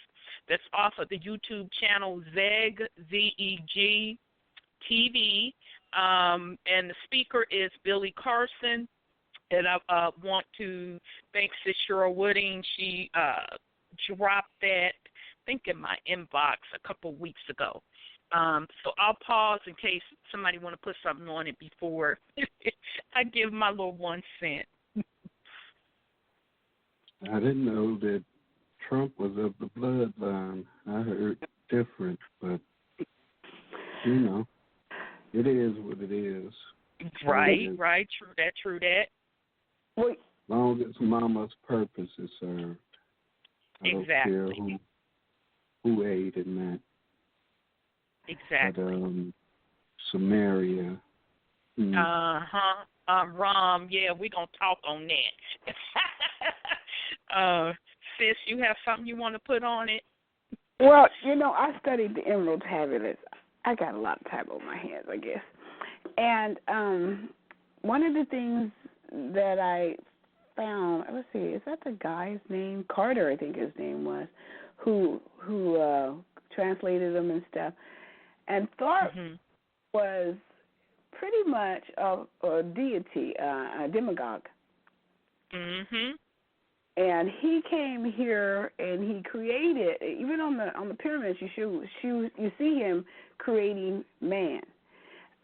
He created the reality for humans, not man, excuse me, humans. Right. Mm-hmm. And Thorpe is also the one who created all the religions. And he portrayed himself as Hermes. He's also Jesus. He's also a lot of these deities that have come to venerate themselves or make themselves glorious to the humans. So he's that demagogue, and he's one of the leaders of the, excuse the French, fallen vessels, angels. That is correct. So the knowledge that he gives is up there with the universal creator's knowledge, but they don't have it all.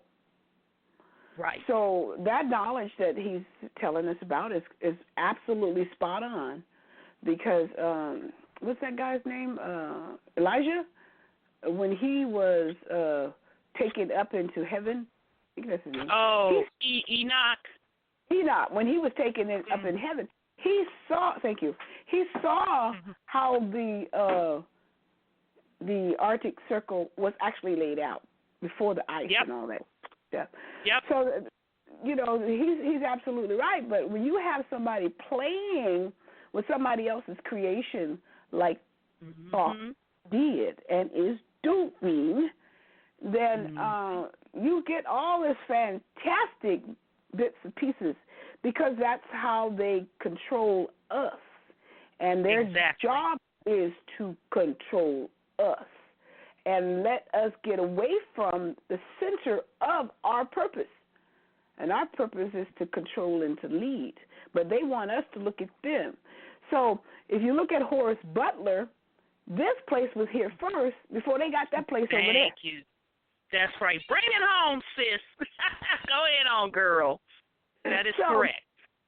So all knowledge stems from here. And that is if correct. you go back to Amir Ahu, he gave a very good documentary on all those South America pyramids that they didn't take in for their knowledge. That's because the Temple of David is here in South America, in Central America. And he talks about it. And so these demagogues and the presidents are the prodigy of the demagogues.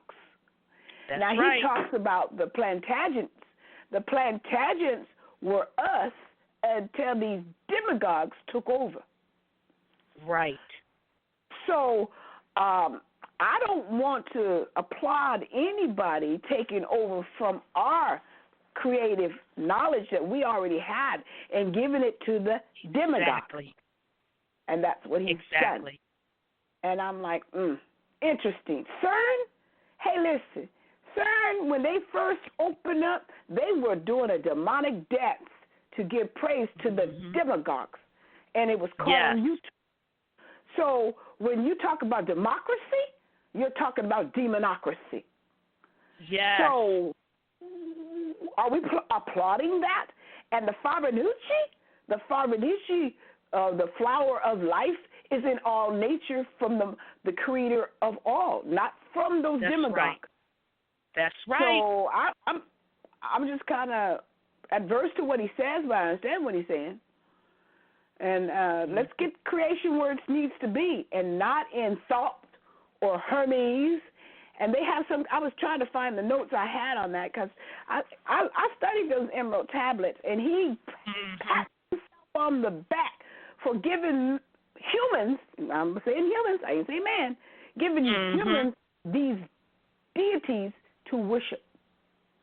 Yes. Yes. Oh, yes, sis. Oh my goodness, you did such an excellent job pointing out everything that I wanted to point out to the family in that video. So I wanted to share that with you for you to enter and understand that the cycles and they're really energy grids of the 36,000 years of ancient, how they existed, how they do exist, and how the particular knowledge was used to control the realm. That's right. Because the knowledge was here on our soil. Okay? And now this is what I'm being shown.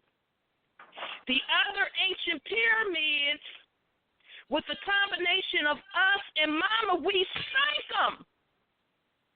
Purposely. Right. When the realm was infiltrated. Right. And that's including in Antarctica. It was sank, and then Mama iced it over. To block off the energy. Because it is sacred. Right. So what the beings have been working with, those demigods, and I'm going to say those demigods are equivalent to the Anunnaki, because if you look at those Sumerian texts, and we walk through that very, very detailed with the Book of Enki, Brother Window knocked that shit out the park. And we lined up those Sumerian texts with some of the ancient texts. We also lined it up with the Bible, and we even start naming, pointing out the names of those different demigods and how the names just changed based on whatever ancient text that was writing the particular story. Okay, but the point that we are trying to make is the narrative that they have put across the planet was to set them up as creators. They're not the creators of you. No. The Atlanteans and the Lemurians, they are not the creators of you. They are the creators of that Sumerian bloodline. Okay, so that is why you have these different political entities that carry that bloodline through them. And this is why I say this is a spiritual war. This is still the same war from when Atlantis fell. It's still the same war, the same players. But this time, it is different because we wrote it. To put the switch when the realm started changing, the vibrations raising, for these things, the energy to come online to activate you. And that is why I say that you, as the ancient ones, and even if you don't feel you're the ancient ones from that time, the ancient one's blood runs through your veins. You are the ones coming online or are online. That is what Rise Up, Rose Up is about. It is stepping into your order to take control of the realm. And that's what these entities are really, really afraid of. Okay, so very, very, very powerful thing, sis. Thank you for that. I mean, you covered everything I wanted to as far as pointing out who is really who when we're speaking of these different entities or demigods. So, Brother Sean, did you have anything else you wanted to put on it? Oh, excuse me, before we move on. I'm just thinking, though, our ancestors said we grew from the earth mother, gave us these physical bodies, and we're supposed to protect her. Yes. Again, I say there are original beings here and everything else. So, I mean, parasites, viruses, whatever leeches, whatever you choose to call them, time for them to be shook off. Yep. Just like with your body when you get sick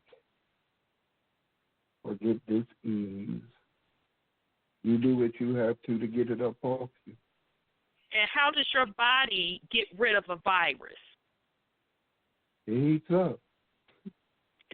That's what boom. Your body temperature rises, correct? Yeah, a fever is a good thing. That means your body fighting. Exactly. Heating it up just like the earth heating up. Mama heating it up. Us being created from mother, actually being birthed from her. We are everything that she is. So it's only psychologically that anything that they're using that's of her is of us. We don't necessarily need pyramids or any of those that structures. That is very much so true. That they had to create in order to tap into Mother's energy and at the same time block us from tapping in. That is true. Mama that is very much so true. Mama didn't create none of them structures. We had giant trees. We didn't have a need for pyramids or any of that stuff. Mm-hmm. We were already tapped into her ley lines, into the dragon lines. That's where that whole thing with these dragon families, the Asians trying to claim to be the original dragon families of the original dragon bloodline. No, they've tapped off into the energy. Mm-hmm. Just like they kept us asleep and feed off our energy. They feed off the dragon's energy too. Yep. But all that's coming to an end. Absolutely. Absolutely, Brother Sean. Point well taken. You're absolutely right, because the ancient trees were connected, and they still are. What you see as a lot of those, what they're calling mountains, just look up the YouTube video, There Are No Forests. It's a very, very well worth watch, and they will show you the different ancient trees across Mama. They are connected to that energy grid ley line, which is the plasma blood from Mama that we talked about, that comes out of the Arctic. Okay? So it's going through the veins of the energy are the crystals. Right. Crystals are conductors of light/energy. Okay? So that is what's piercing across Mama to the different ancient trees. Okay? This is why the Arctic has been in the news as of late, because that is really, really heating up, and I was shocked to see where they admitted that it is plasma energy that's being pulsed across the Arctic. I was really, really shocked for them to admit that. Okay, they have captured it. It can be seen. Okay, and so just to add into that, and Brother Sean is right about the pyramids. Those structures were man-made, built for other folks to cipher the natural energy. It's not something that we needed. Okay, but again, we sunk the most heavily ones that were being used. We purposely sunk them during the war. Okay. I'm sorry, sis, did you have something to say before I go into this article? Well, one thing I wanted to point out, we talk about what we are and what we aren't, but he said himself, and I want people to really hear what he said, that the bloodline are of the presidents and these people who are running this country, and that bloodline are of the demagogues. Yes. So when you go to the polls and you vote, you're voting into democracy. But the root word of democracy is demon. Demon, okay.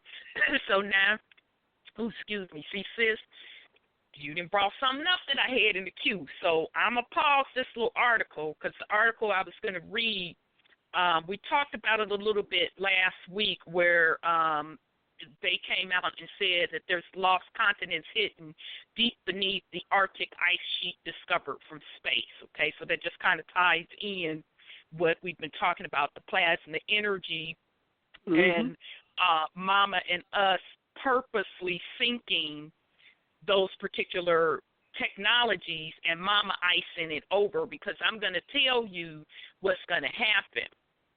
We will no longer, when we totally switch the entire high vibrational energy into full force, there will no longer be this four-season shit. Okay? We are going back to a tropical climate. That 4 seasons is tied to a timing grid system that limits you as a divine being. And we discussed this on Sis Lioness call on Sunday, that the illusion of time, all of that will be wiped away. So that's that 4 season stuff. It will be gone in the high vibrational realm. Okay, so that means that Arctic will be uniced. Okay, that's why everybody getting nervous about that Arctic and talking about it's melting at a rapid rate. You goddamn right it's melting at a rapid rate. Because all of that is going to be revealed, and Mama will be restored back to her glory as a tropical environment of abundance. Okay, so let's get into this democracy, demonology, okay, because I had pulled this. Now, this comes from, I got this information from, and I encourage the family to check it out. This brother dropped some really, really good information. His YouTube channel is King Drop. Okay, so he's kind of like us. And I'm going to see if I can reach out to him because I like him. He talks about the Indigenous. He's a hell of a researcher from the Indigenous perspective. When I saw him talk about the Arctic stuff last year, he talked about the flat earth concept. I saw, oh, shit, he's vibing with us.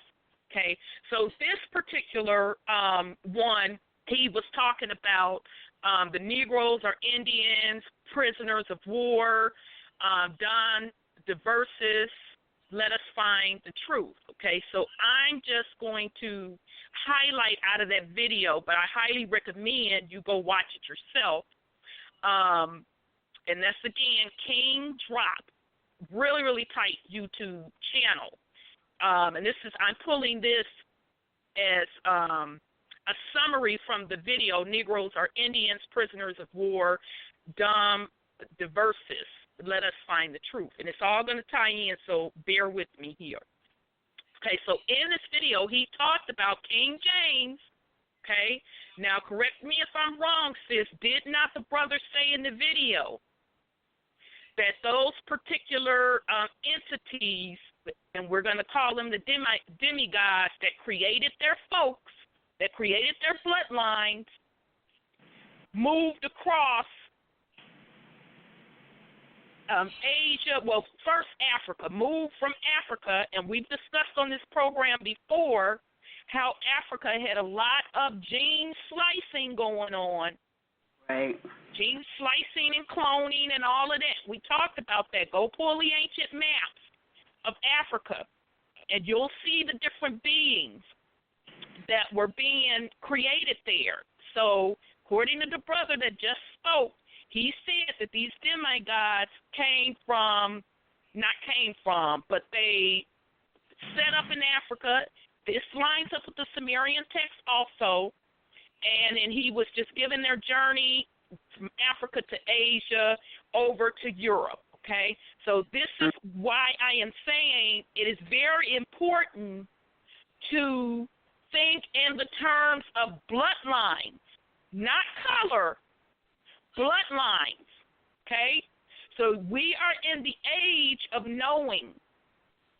You should be able to pick up on frequencies to know who is whom and what bloodline they fall into, because their actions will reveal to you who they are, okay? Right. So this is just a summary of Brother King Drops particular video. So King James came to the shores of the Americas in 1603. He went back to England, and the Bible was written and published in 1611. Okay, and then the Bible wasn't introduced into the to the Americas until the 1800s and some change. Okay, all right. He also issued patents to own land of the Americas and sent missionaries to America who were white. Okay, and remember the white at that time were not in power. Okay, and a lot of them came over as Slavs. Okay, and in the midst of that, colonizing the entire planet was authorized by the Catholic Church, who claims dominion over the land via Dum Diversis of 1452, issued by Pope Nicholas V, who is a melanated man. Okay, and Dum Diversis means perpetual servitude, which means slavery forever. Okay, so in the midst of that, after all of that was going on, the throne of England was overthrown by its barons, still melanated folks, who worked with the Pope, melanated man, to issue the Magna Carta of 1215. So this happened, that Magna Carta, we talked about that before, happened before King James set out on his journey over to the Americas. Okay, so I'm trying to put everything in perspective to show you how far back these bloodlines, these particular folks, they're melanated, ties back to those same Sumerian bloodlines. All right.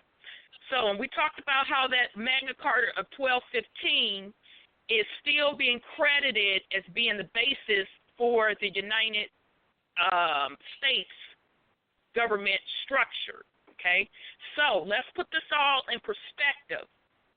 The Bible, okay, and which was written or authored or authorized to be written by King James, who King James bloodline ties back to the Sumerians. He was the one that came to the Americas, then went back to Europe to put a patent on the Americas at the authority of the Catholic Church. So in other words, put a patent on ownership of the land, and all of this, the land was put into a trust, which rolls up to the London Company. Okay? So now the same system still exists today. Okay? They never really changed the script. Okay? So this is where you, as the higher dimensional beings, are in the now and should see through this matrix. Okay? Because the same script is being played, that the United States government is also a corporation, but the parent company of the corporation is London, which the grandparent corporation of London and all of the corporations across Mama that's masked as government rolls up to the Vatican. Same bloodline that ties back to those Sumerian entities, which are demigods. Okay? So I did want to put that into play. I encourage the family to go and check out King Drop.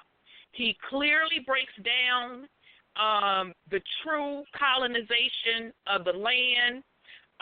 He also makes it clear how the indigenous of this land, you are prisoners of war, okay? And he goes into the different treaties and how there is a convention, Geneva Convention spells out how prisoners of war should be treated, et cetera, et cetera. Okay, so I did want to bring that into perspective so the family can enter and understand what you are really dealing with. As I stated before, this is a spiritual war that stems from the last fall of that Atlantis civilization, which is over here on this land. Okay, and once this land fell, that totally put the mama and her people into a lower 3D dimensional vibration. Okay, all right. So I'll pause in case somebody want to put something on it, and then we're gonna move into Brother Remedy H. He dropped two powerful videos. I just sorry, go ahead, sis. I just want to talk about the Sumerian part of it. I'm not too sure if that is the link, but Tsarin says that if you remember, they talked the Alba tablets and what's his name, Dr. York talked about the three queens. You know, I think it's the 3 or 10 queens or whatever they were, but the queens. Now, they were the enemies of the Nabirians, and they were always fighting each other. So the queens, I don't know if there was 10 or 3, but they are the ones who tried to get a hold to this planet. And they've been fighting over this planet for a long time. Oh, wow. Yes, they have. And so the bloodline was from the Merovingian bloodline for the king, for the, the presidents of this country. So the theory is, and what they say, they were spliced, or one of the women made it with a sea monster. And that's how they came about. So they obviously were spliced, because a lot of them are spliced with the zebrafish, and that blocks the melanin, the SLCA4A or something like that. That's one of the proteins that blocks the melanin. And you could see it when these movie stars and baseball stars who were dark-skinned, and this is from Lex Will's stuff, and they come out white, because they in Switzerland they have a shot or pill or something you can take to block your melanin. So that's what people were doing. So these people are from the Merovingian bloodline. I trace that back to Bush and all them dudes, and they were spliced with the sea monster, some type of sea monster or something like that, and they have that in their history. So Obama comes from that too. So he mentioned in there the Plantagenet bloodline. Also, if you look at was it King Drop? I think it was King Drop I took this from. When the first, the upper and the lower kingdoms fell, they call it the Iroquois and the Toltec fell, that was considered Israel and Judah. That's what they considered in the Bible. So when the Iroquois fell and Solomon the First lost the wars, he went under protective custody of Nehemiah and went to Europe. So and he was in the royal houses over there and married, into the royal houses over there, and they went to fight the Arabs from taking over Spain.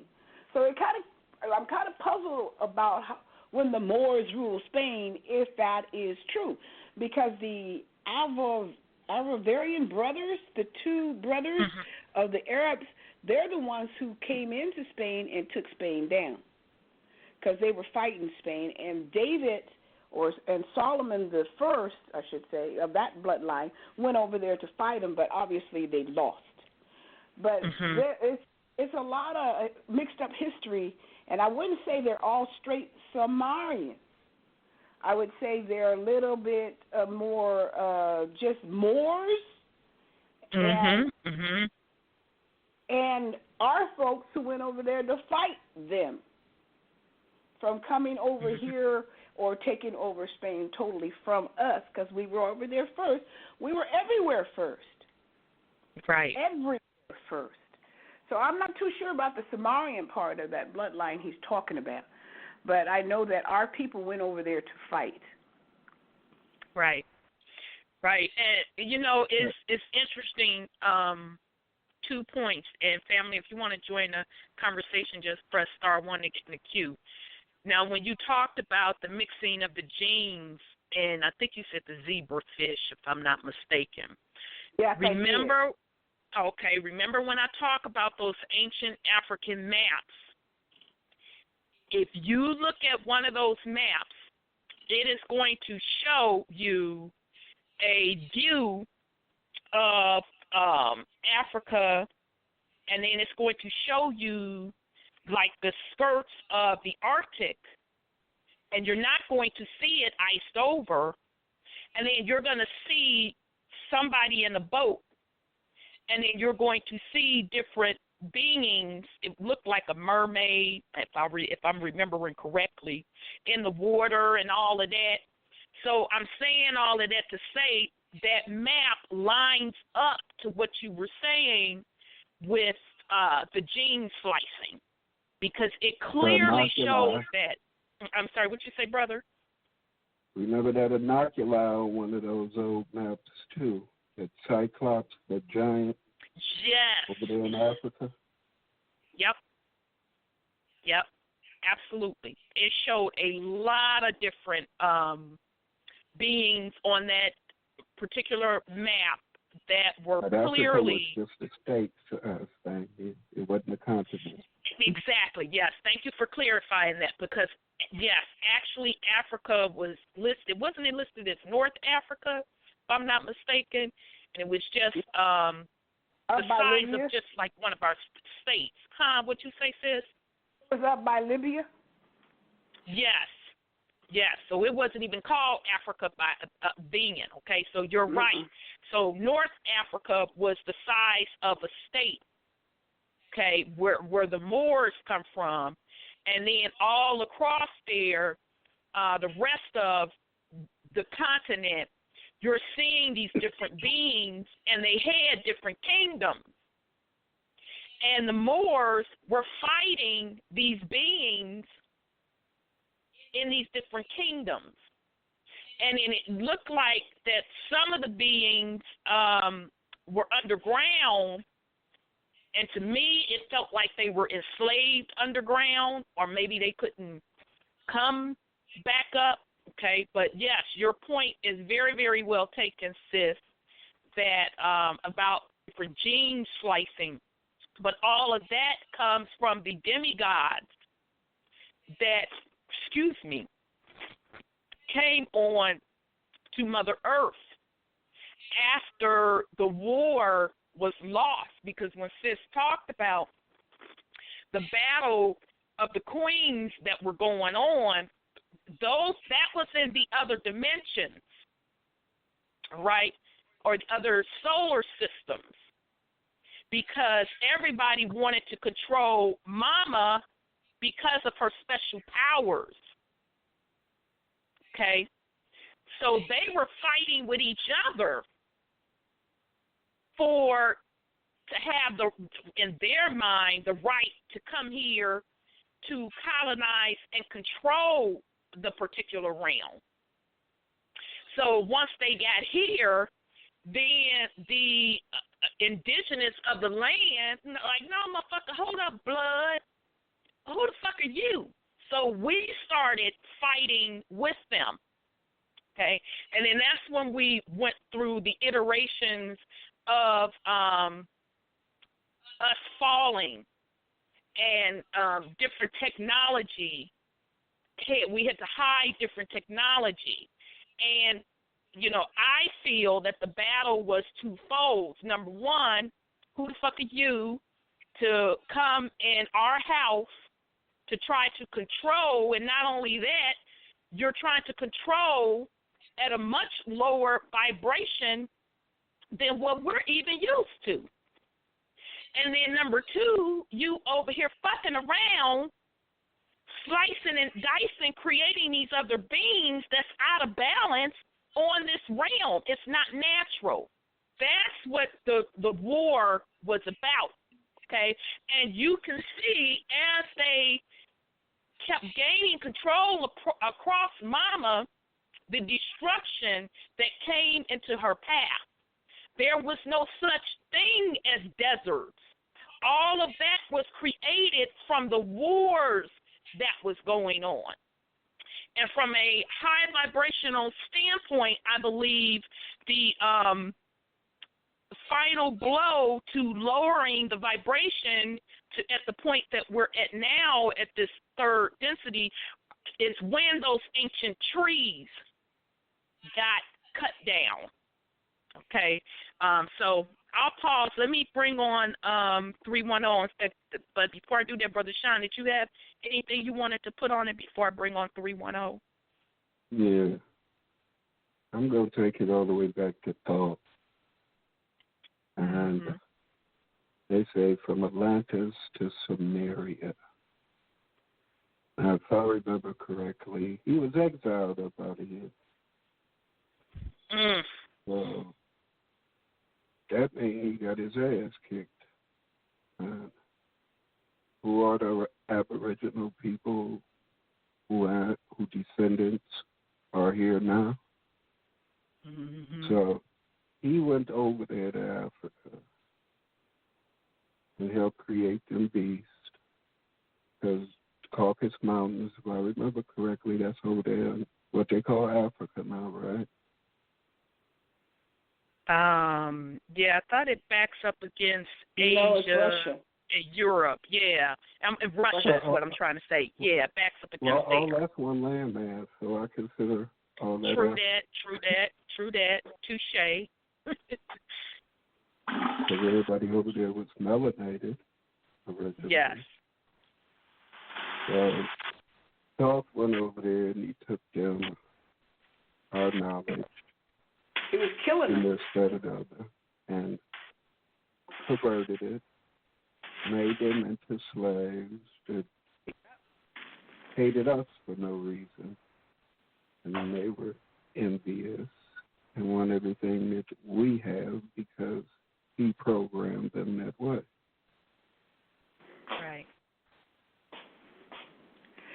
But that's just my thinking. No. Yeah, I'm sorry, go ahead, sis. And I see you, 310. I'm coming to you, sweetheart. I believe you're absolutely right, because what they did is when they got here, Thorpe's mutants, and it has it in the Irish folklore as well, when they got here, they started killing the men and taking the women. See, that's what, so they were in that region, what you're talking about, the northern part of the world, and they were killing the people, like in Germany, they were killing them all there, in Ireland, and they were splicing them and dicing them with animals. So some of these, Greek islands of the, the Manitor, and you have the Irish Tales and all that kind of stuff. Those are creatures they made when they took some of us as mates and sliced them, or took them as prisoners and sliced them into creatures. They were doing a lot of nasty things, and it's reflected in Genesis, the 6th chapter, by the way. So they did all that sort of stuff. So when King James wrote that, he wrote it as a fable, but he knew exactly what went down. Right. And now let's just back up, and I'm glad you brought that back up because I almost forgot to bring it up, that King James is also the author of the book of demonology, okay, which came out before the Bible. So the book of demonology, and I'm going to peruse through it and make a decision on if we're going to go through it, has a lot of that science in it. Okay, so just to put it in perspective, to show you the progression of it, okay, but it's still the same particular bloodline that is causing havoc. So when these particular beings came and conquered the planet, or these demigods conquered Mama and us,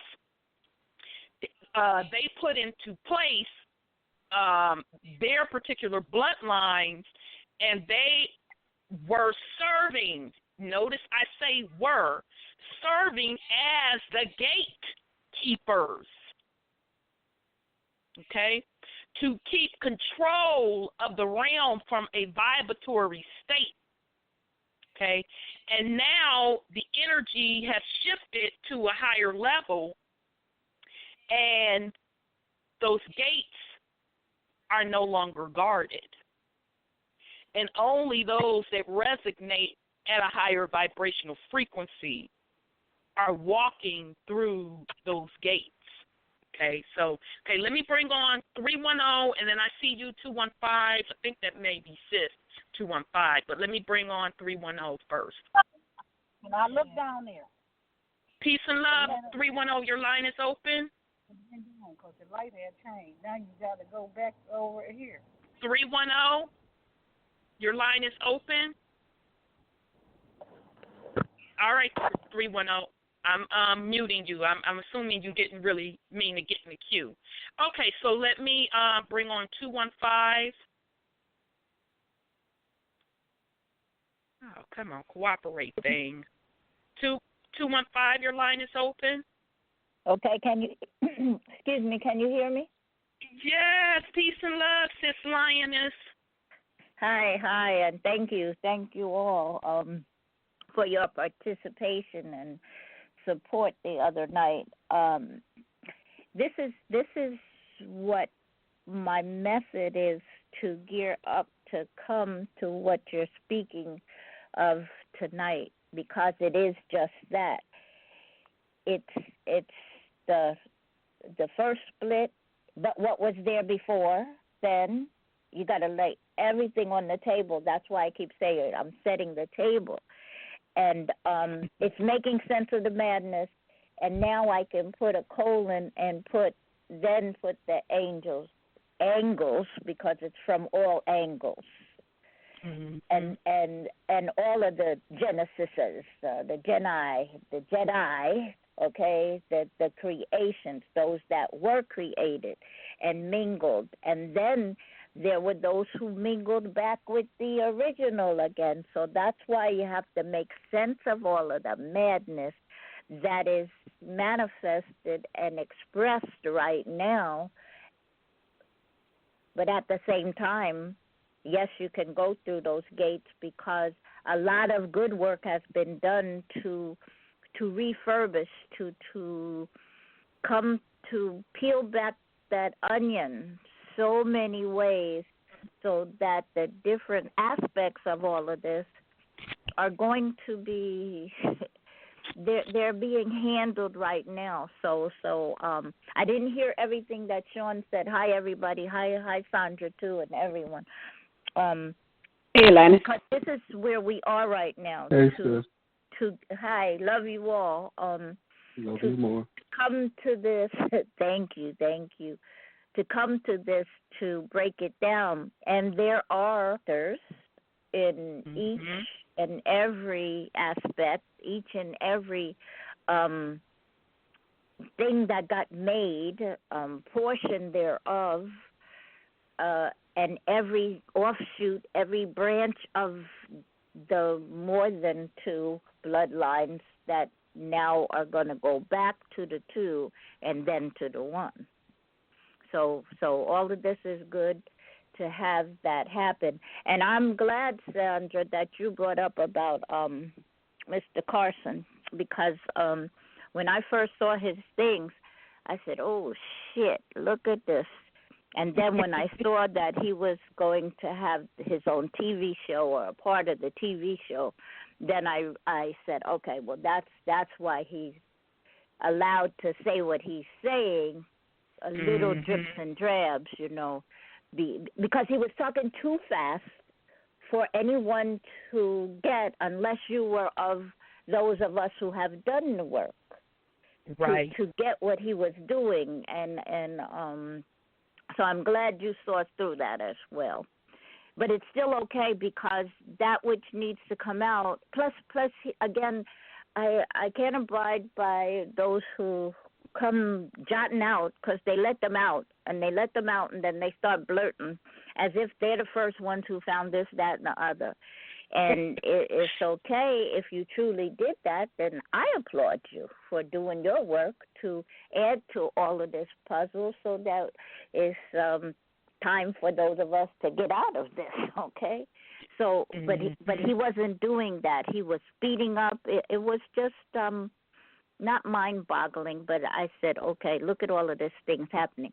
So I say to each and every one of you who are doing this work, which is what I said on Saturday, on Sunday, look, we're there already, so just hang in there a little bit more. Do what you're doing, because that still has to be done for your own edification, for your own so-called freedom to fly through the door.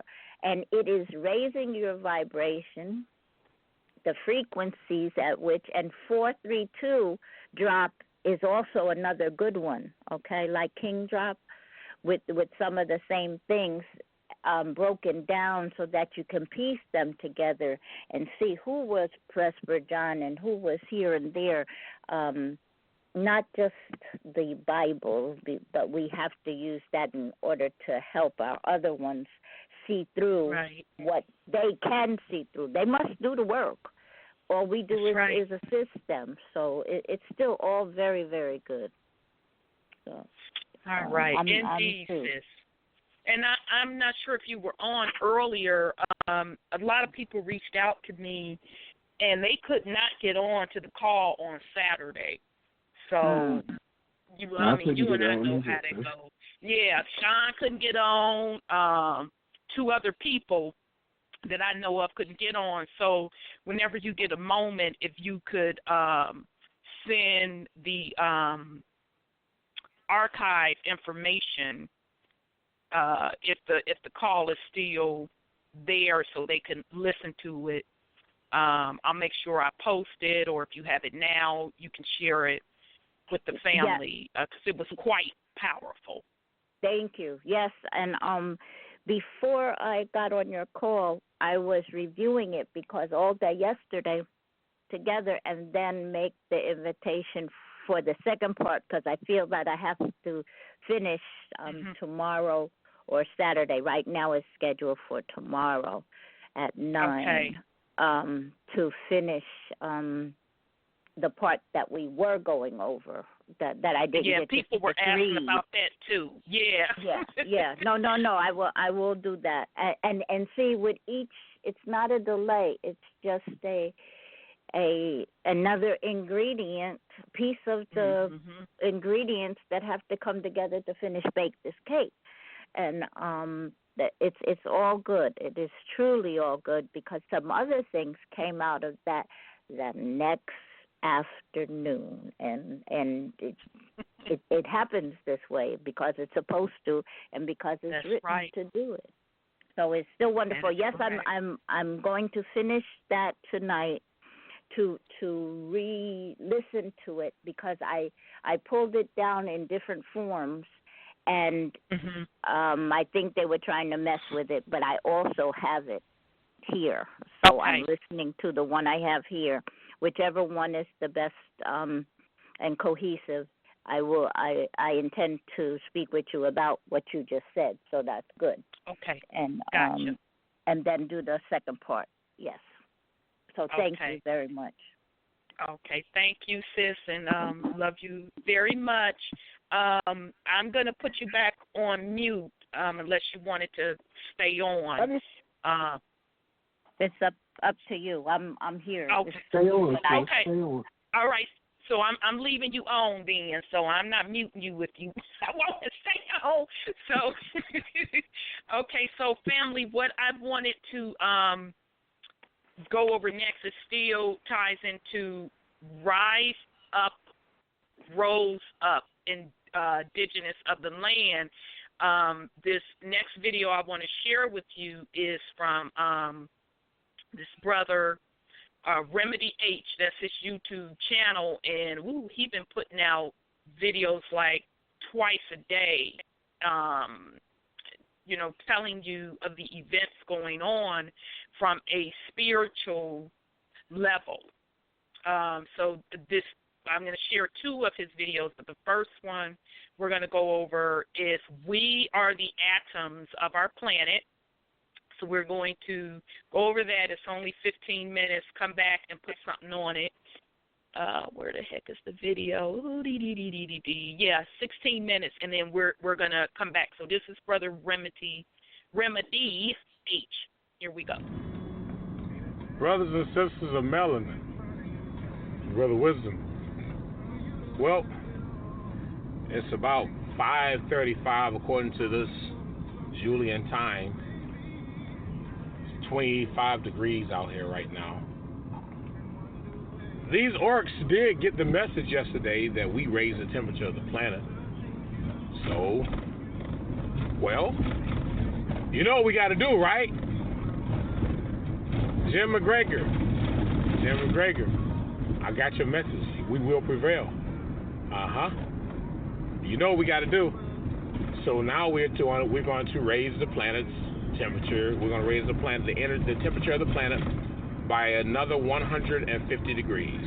Okay, let's do this. Since they want to fight against us, we're going to show them what power we have. I want to talk about the inner rage. Inner rage is highly important that we understand the inner rage. All right. Your inner rage comes from an ancient ancestral energy. It's an energy that is geared around you remembering everything from the time our planet was invaded to the time of war, to the time that we fell from our power, to the time that these orc beings began to euthanize us by way of different methods of torture and death, to the point where they literally think they own us. Your inner rage is something that comes from you from the gut, from your solar plexus. That's where your inner rage comes from. Your inner rage is a rage that is full of fury and vengeance, but at the same time it's full of peace. That's your inner rage. A peaceful rage, which is the most dangerous and most volatile type of rage ever known, because your inner rage would take you into a place of infinite power and infinite energy. So we must understand where we stand at right now. The whole point of our existence on our planet is that we're here to protect the planet. We're here to build the planet. We people of melanin all over the planet are literally the atoms and the molecules, the ions of our planet. We're the atomic structures. We were created by the planet. She created us to be the energy to keep her flowing, to keep her going. And just like in your body, when there's a virus in your body. And first thing that happens is the cells that are designed to protect the body, they begin fighting against the virus. And what do? They heat up. They get angry. They heat up. And that your body heats up what they call a fever, because the cells, these fighting cells are going through your body fighting. They're fighting. They're destroying the virus. They're destroying the enemy. And this is where we have fallen off. This is why they can create wintertime. This is why they're doing the things that they're doing with the weather, because we're not fighting. We're not standing up. We're not pushing out that infinite energy from our bodies. We are the protection of the planet. It's our duty to protect her. We don't need her to purge us and recreate new atoms. All right? So it's so important that we tap into the natural order of life, which is nature itself. It's so important that we tap into nature. It's so important that we become one with the very energy that we created, that created us from the beginning. We must begin the fight. We must begin to fight. We must know the importance. Now, what does a virus do? A virus weakens the body. Okay? That's what a virus does. The virus weakens the body. And the first thing the virus wants to do is get to the spirit of the atom. Each atom in your body has a spirit structure or spirit cell. Okay? Inside of our bodies, yes, each atom has a spirit structure or a spirit cell. Each nucleus has a spirit structure or a spirit cell that is alive in you. So the first thing that the virus wants to do is to destroy that spirit structure, the spirit of the atom, so that it can live on the body and make it a host. And this is what these orc beings have done. They've weakened the atoms of the body, which means that those atoms that are dormant, that are the warriors of our planet, must arise and begin to destroy these beings.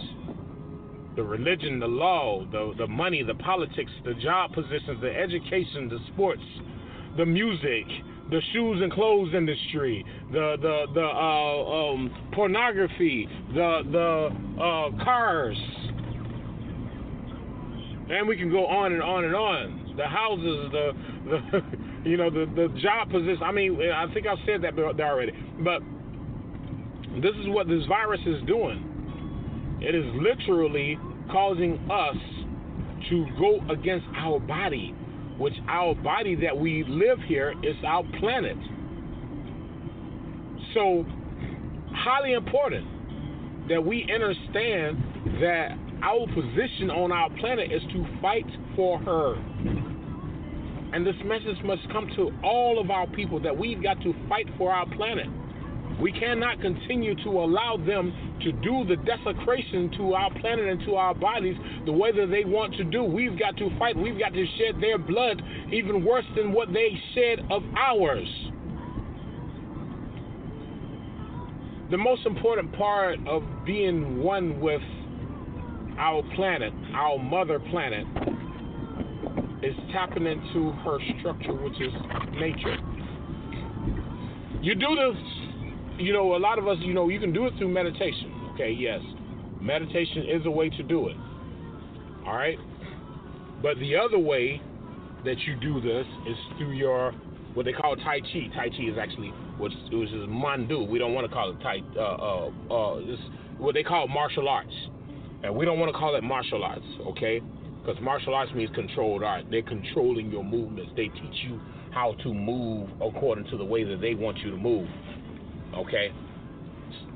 This is Mandu, which is like body power, all right? Or body energy, okay? And your Tai Chi allows you to make that connection with nature, with our planet. The whole point of us being nature, being the atoms of nature, and you remember atoms has energy. The atoms, you have subatoms, you have nucleus, you have subnucleus. All right, and they are the energy of the body. And we people of melanin, we are the energy of the body. And the atoms are always moving around. They're always moving around, creating energy in motion. We have a lot of sick atoms on our planet who has weakened themselves through this illusionary structure called that this virus has created. We have a whole lot of weak atoms on our in the body of our planet. Your Tai Chi is highly important because as you do your Tai Chi, you make that connection with nature, and you focus on the natural energy with nature. You focus on the power. You focus on the energetic power that nature provides. Each one of us has a different style Tai Chi. There is no certain way to do Tai Chi. There's no certain way to do yoga. You know, each one of us. Your spirit is your teacher. Your spirit is your best teacher. So because your spirit is your best teacher, you are your best student. Okay? So it is important that you tap into, that you allow your spirit to teach you the ways of Tai Chi. Because this is your way of tapping into nature. This is your way of tapping into the elements. And this is how you find out what elements you operate on, whether it's wind, water, our planet, whether it's fire, whether it's electricity, whether whatever other cosmic element that's out there. Highly important that you tap into this element of energy through your Tai Chi. Your Tai Chi is how you gain more power. So remember, I think I said a long time ago, and I probably said it recently, that your Tai Chi, when you're doing your Tai Chi literally increases your electromagnetic energy, increases your magnetism. All right, and because it increases your magnetism, you become magnetic and you pull in all the necessary attributes that you need in order to function properly on our planet. We are the atoms of our planet. Our duty is to protect her. We have to stop these beings from existing. We have to stop them from being on our planet. They want us to fear their laws. This is what a parasite, this is what a virus does. A virus will want to make you feel weak so that you won't fight back, so that you just lay down and sleep and let it just eat at you. We have to awaken, my people. Awaken to the true power that we have within us. Know that you are the very atomic structure of our planet. Know that you are nature. Know that you are the very blood of our planet. All right, my people? It's time that we awaken to the fact that we are the most powerful beings ever known on this planet. The most powerful beings ever known in the galaxy. And it's time that we tap into this energy, this infinite, eternal, internal energy that's within us. We have got to destroy this virus. And yes, we do it through spirit, but at the same time, we must know the physical attributes of how to use spirit, because they're going to keep doing whatever they want to do. They're going to keep doing whatever they want to do as long as we allow them. I'm ready for war. We got to get out and venture out. They're already scared. We got a few people marked already. I marked a few people already. I'm just ready to I have to get my body charged up. And that's another thing. You carry the crystals that you carry, all right? Whatever energies that you put on you, your body absorbs that energy. So you must always go up to be moving yourself up to the next level of energy. So I'm getting ready to make this body battery with the copper and the silver and the magnets. All right, and what's going to happen is I am going to literally show you guys how to charge your bodies up. And remember that we have the elemental crystals, we have the radioactive crystals in our bodies that are designed to hold this energy. This energy is stored.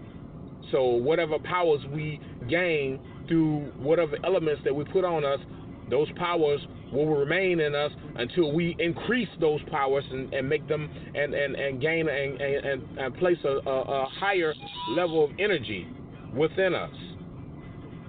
Okay? So highly important that we understand that we are the nature, that we are the elemental beings of our planet. We are the atoms, the nucleus. We are those who need to stand up. There's no one coming out of the sky that's gonna save us. We are the atoms. We are the nucleus. We are those who are here to destroy the virus on our planet. And these beings have got our people caught up in so many different illusions to weaken their minds until we don't know who we are. It's time for us to awaken, my people. It's time for us to awaken. It's time for us to put on the whole armor so that we can begin to free our planet of these beings, of this virus, because they're scared of us. They're very scared of us. That's why they're ready to shoot and kill us.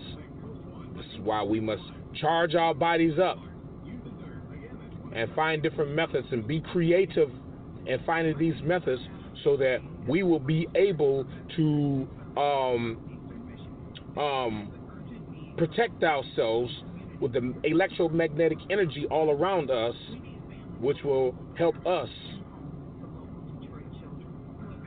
to destroy these beings, opening up the ground, sending down lightning, fire coming from our mouth, fire coming from the sky, electricity and plasma energy coming from everywhere, ground opening up, wind just blowing them to pieces, water coming out of nowhere, engulfing them. This is what. These are the powers that we have, and even more. It's countless, thousands of different levels of energy and powers that we possess. We are the atoms of the planet, and it's time for us to protect our planet. All power to the multi-chakra people of melanin. Peace to you all. Okay, family. That's coming from the YouTube channel Remedy, REMEDYH, and that particular video is "We Are the Atoms of Our Planet." We have, before we put something on it, we have 7 minutes before we go into overtime. So I didn't see anyone in the chat room, but if you want to continue to join us into overtime, you have to dial 929-477-3858, 929-477-3858. Okay, I'll pause in case somebody want to put something on it. Okay, I'm taking that as a no.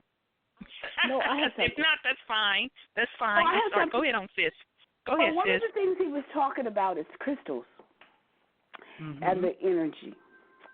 And, you know, one of the targets of our energy is food. They target our foods. They target the vaccines. They do all kinds of stuff to break down our energy. We're going to have to stop eating the synthetic store-processed foods and use the natural stuff that don't have all them additives they put in there that is breaking us down, because we can't fight anything if we're weak. we can't bring back our frequency if we're playing around with all the poisons that they're giving us.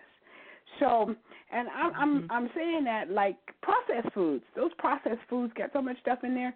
It's gonna make you pickle your toes, not only your liver but your toes too. So we need to start getting more of the natural, organic, and we talked about this before, and the seeds and all that kind of stuff to help ourselves.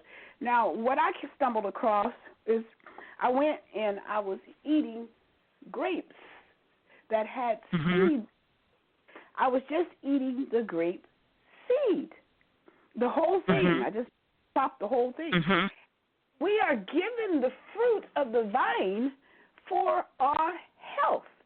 And so what I found out, one of the beneficiary parts of eating a seeded, because a young man came on before and talked about the non-seeded stuff, but the seeded stuff helps us lower our blood pressure. It helps us to burn the fat. It helps us do all that kind of stuff that we need to do to be in shape for the energy that we need to put out to protect ourselves in this planet. So, and it was just really interesting. I stumbled across, I just said, let me eat these seeds. They shouldn't bother me, should they? And I ate them. And there's so much benefit to eating seeds. And they're making sure they de-seed everything.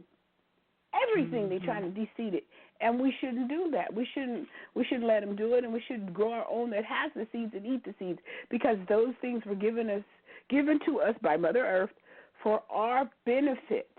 And when they manipulate, splice them, dice them, and cut them up so they're not the same, then that's where you will lose as well. So I just want to bring that back up so people know that they can't do that kind of stuff to themselves, because they destroy their energy, because the crystals do have energy. And especially the ones from Brazil, those Brazilian crystals. I bought some of those, and man, those things talk almost. They just dance around. They're so happy to be with us because we are part of them. And they're just so happy to be in our hand and stuff like that. So that's all I wanted to say. He just brought that up about if we're going to fight, we got to fight with some good stuff. Right. That's a very good point, sis, because, again, crystals are conductors of energy or angles of light. And someone told me years ago that, this lioness just got kicked off. Oh, well, dang. Someone told me years ago that to eat the seeds of the plant because they carry information. Exactly. Okay? And so when this person told me that, it resonated with me. And so when I make my smoothies, or like you said, sis, when I am eating fruit, I, started eating the seeds, and it started to make sense because you start having a deeper connection with the earth. Okay, so you're going to start getting all of these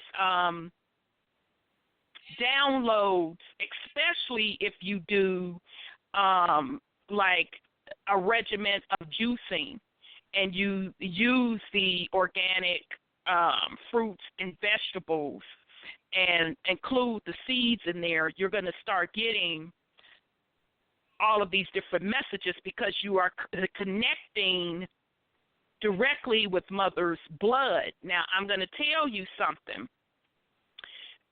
The GMO stuff, and I totally agree with sis, as best as you can, stay away from them. I know that, it depends on your financial situation. You do the best that you can. But to show you how Mama is turning it around, and including us that are doing the connection with Mama, even some of the GMO stuff, because it's hard to find grapes with seeds unless you grow it yourself. It is extremely hard to find grapes with seeds. Do you know that Mama is even overriding what they're claiming is seedless? She making sure that her plants are showing up with the seeds in them. this is the age that we're in. So I don't want you to come away from this thinking that, you know, all of your power will be stricken away because financially you may not be able to afford everything organic, this, that, and the third. If you eat with nature as best as you can, Mama is even working with you, because the GMO stuff that they're claiming don't have seeds, I am telling you, they have seeds now, okay? Oh, yeah. And you, as the crystalline being, okay, so you have graduated from a carbon-based being to a crystalline being, meaning you are a conductor, even a higher conductor of energy and light. You have the ability to breathe life into those particular fruits and vegetables and water before you consume them in your body to raise their frequency, okay? Because we are the restorers of Mother Earth. So that means with our hands digging in the soil, with our connection to the seeds that we are planting in her soil, are going to restore everything. And if you don't believe me, try an experiment. If you are a gardener, take a seed that you've eaten, okay, and particularly if you can an organic seed, and put your saliva on the seed and go plant that seed. Guarantee you it's going to grow. And it's going to grow stronger. I've had people joke and say that they've spit out watermelon seeds, and then they turned around and a watermelon plant was growing, okay? And not surprising to me, because you are connected to Mother, okay? So that is the point that Brother Remedy H was bringing up in that video. You are the atoms, okay? The spiritual or the war, it's not with bullets and guns and tanks. That shit is irrelevant. We are beyond that. It is a spiritual war of you raising your vibrations. That's all you have to do. Not a bullet will be fired. Not a nuclear weapon will be launched, because you hold the vibration. You are taking over the realm. Okay? So you are doing this through the things that he talked about. Okay, with meditation. Meditation is whatever you want it to damn be. You determine what your meditation is. You determine what your Tai Chi is going to be. It is with your thoughts. It is with your words. You are the creator. Okay, so I'll pause, Brother Sean, in case you want to put something on it. I wanted to play the last video, but you go ahead and put something on it, and then we'll talk about it. As far as for the crystals, I think they're supposed to stay in Mama. If everything she is within us, it's just a matter of tapping in. That's true. Also, thing with the seeds, we actually used to just shit them out. True that, because I thought of it too. I'm like, I said, many vegetables fruit vegetables that I'm eating, I know I'm growing some damn seedlings. So we're fine. Right. People start using animal manure. Mm-hmm. We didn't have to worry about that back in the day. I mean, you pick a fruit or whatever you eat, you shit. Yep. And another tree grows, another plant grows. So you constantly regenerate the food source. And that's right. More importantly, why it said that the trees are our brothers and sisters. Mm-hmm. It's part of your DNA encoded into that seed. That's right. It's nourished by you. That's right. But, they start tricking people into sanitation systems, and they stealing the fertilizer, and, I don't know what they're doing with it, but it's natural fertilizer. I mean, and Monsanto come about, right. considering we weren't using our excrement anymore. Right. Right.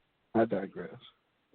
Right. No, very, very good point, Brother Sean. And I've always been a gardener and always did organic gardening. But I would typically go and buy the plants and plant them. And now I was just told, no, you collect these seeds, you put the seeds aside, you plant things from seeds, put it in the soil with your hand, and you nurture it, and it shall grow. So I am a witness of these things. You're absolutely right. And then it was given to me just by working in the garden and working with the plants and that communication that as the indigenous people, we are going to be replanting this life form that has been lost to restore it. So, yes, very, very good point. Well taken, Brother Sean. Yes, sir. Uh-huh. If you think about it, considering we're vibrating at such a low frequency and the fact we're being poisoned, our shit ain't shit no more. True that. Probably couldn't grow nothing with the shit most people got. Yeah, because it's yes, exactly. Full of meds and all type of stuff. Can't grow nothing edible with that. Exactly. So when we talk about, and Brother Sean, when I play this video, I'm going to need you to call me and bring me back in because we're hitting the 3-hour mark, and I think my phone is going to cut off. But your point is well taken. So when we talk about raising your vibration, when we talk about that the system, you can't take it with you, these are the reasons why. Because they are not of nature. They're built on scarcity. We don't need any entity or government body ruling over us. You have, as a basis, universal laws. You don't need a food, quote, quote, system. Mother has already provided for us. We don't need a monetary system because you are not supposed to pay to live upon Mama. You are the caretaker of Mama. She provides for you and you provide for her. There is no ownership of her. You are caretakers. So when we talk about these things cannot be brought forward in the higher dimensions, that is what we speak on. Because those are enslavement systems put into place to keep the planet and us at lower vibrational states. Okay, so I'm going to play another video, and this is by Brother Remedy H, and he's speaking on the Atlanteans prepare for certain war. Okay, now this is not the typical 3D low vibrational war that he is speaking on. So let me find a video. Let me see. I know it's here. Okay, and it's only 10 minutes long. So I'm going to play this video, and then, Brother Sean, you're going to have to call me to bring me in because I'm about to cut off in a few. So here we go, family. Brothers, sisters, melanin, what's going on? On a very serious note, it's time for us to get ourselves together for this real war that's coming against us. A lot of our people are watching the border, watching this thing that's going on the border and Border Patrol and all this stuff here. But there's some underlying things that's going on that a lot of our people are not watching. And it's important that we make note of this. This so-called Trump administration, all right, Mr. Trump, and the Democrats and the Republicans all together, all right? Remember, there are no Democrats, there are no Republicans, there are what you call the haves and the have-nots, all right? I'm just going to be honest about it. This so-called Trump administration has an agenda, and Trump is soon to be signing an executive order, or is proposed to sign an executive order under their laws to remove us from our birthright of this land. Did you hear what I said? We people of melanin, we Atlanteans, we the Atlanteans on our land called Atlantis, these orc beings, and believe me, the United Nations and the UK, all this stuff, what's they call the European Union, the EU, they're all in cahoots together because they are one body. They are creating a law under their laws, since according to their 14th Amendment, according to that they said that they made us citizens. No, they never made us citizens, because we've never been citizens of this Constitution. You can't write us into your system. When the cosmos, when you know you're violating direct cosmic laws.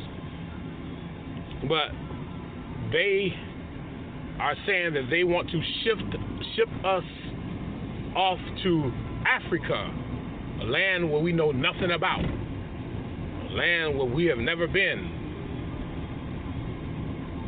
We are from this land right here called Atlantis. We're Atlanteans. And because we have awakened, they're afraid. So now they're trying to write us out of their system. They're trying to write us off of our land. My people, it is a dire and necessary action that we prepare ourselves for the inevitable war to free ourselves, to fight for what belongs to us. You understand where I'm coming from? Highly important. We must get ready for war, my people. We must get ready for war. This is real. This is not a fantasy. This is not something that just is being dreamed up. This is real. We have got to get ready for war, because these idiots that's sitting in the White House, who think that they have the rule over our planet, is trying to remove us from the land where we belong. And this is our land. This is our planet. We have got to get rid of this virus, because this virus is trying to push us out of our own body. My people, awaken yourself, prepare yourself for war, because this is about to get real busy. They want to remove us from Atlantis, this Trump administration. And then our people, these so-called ministers, these melanin ministers up there talking about, oh, Trump is pro-black and he's for the African-American, da-da-da-da-da. Okay, Mr. whatever preacher I want you to answer this question. What are you going to do when these beings call themselves knocking on our door telling us that we got to get on a ship or a plane and go to Africa? No, we're going to fight because this is our land. I tell you guys over and over, we must get ready because these beings are serious. They know that we have awakened, and they're going to try everything that they can possibly try to keep us down. So they use this election. They use the whole thing of this. They use the whole thing of this border thing. They use all these things to distract us. The basketball, the football. So while people are watching basketball and football, you don't know that your enemy is plotting to try to snatch you off of your birthright land. We are Atlanteans. We're not Africans. We're Atlanteans, and this is our land. This is our birthright, and we must fight for what belongs to us. Believe me. That's why you've been trained, and you've been geared, and you've been shifted and energized. And you know, yeah, we can do mass meditations. We can do that, but your Tai Chi, your vegetation, all that is important also. Each one of us individually that goes into meditation, we touch all of us.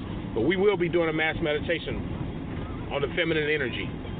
But in the meantime, this is the message for you guys. Arise, Atlanteans. Arise. Prepare yourselves for war.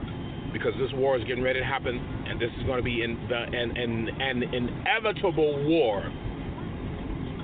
And all of our people who call themselves judges and police officers and politicians and all that, they're up here trying to play the game of these orcs. They're trying to play their game, and they don't even know that these orc beings on our planet are preparing something to try to get us off this land because this is our birthright land. We're Atlanteans, and this land is Atlantis, and we must fight for what belongs to us. Prepare yourselves for war, my people. Get your heart ready. Been telling you, build yourself up. Build yourself up.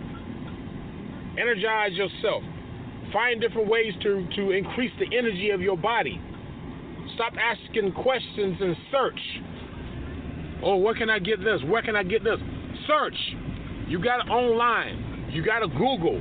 You got YouTube. Search. Find the things that you need to find.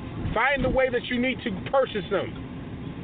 Whether it's locally or whether you have to order them. Search.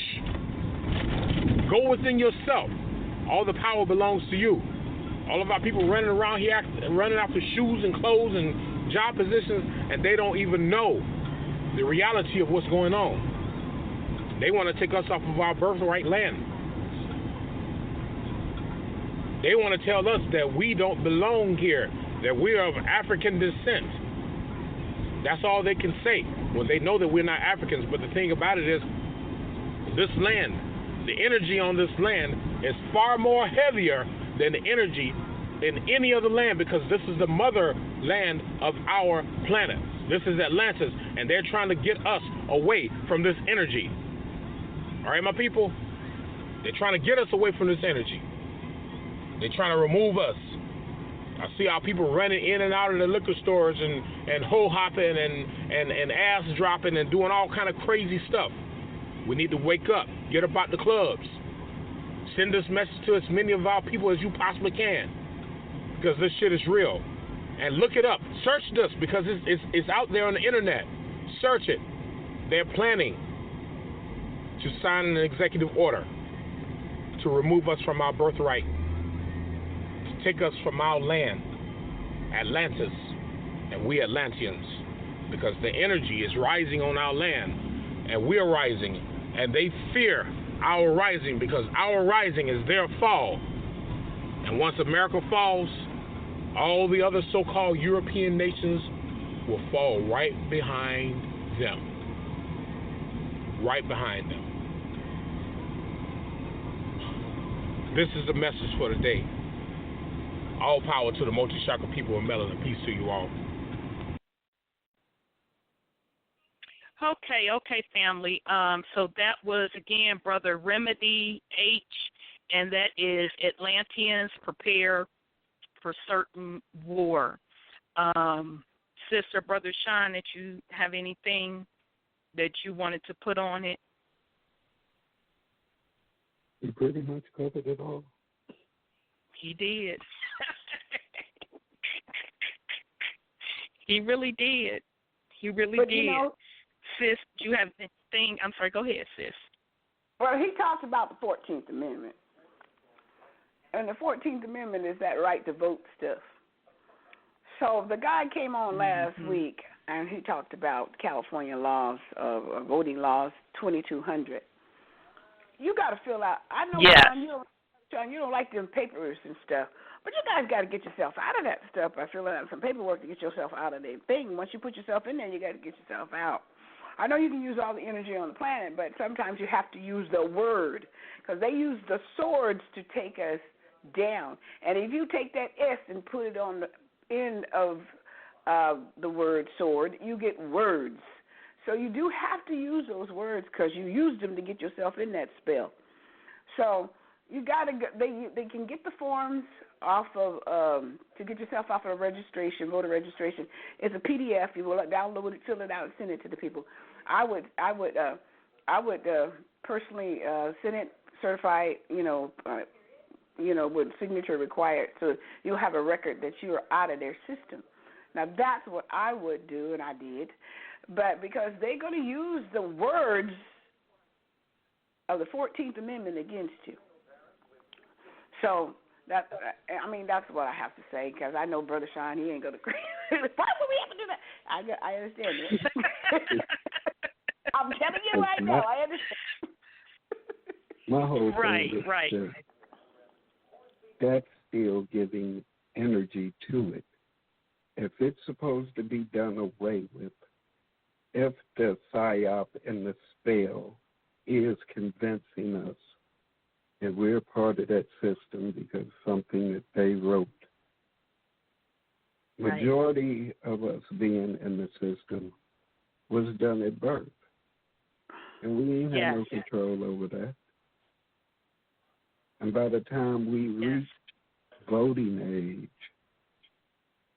with a lot of us, that was tied in with the military and everything, drafting and all types of stuff like that. Yeah, so I mean, on so many levels, a lot of us was compelled to do that while not knowing what's known now. Right.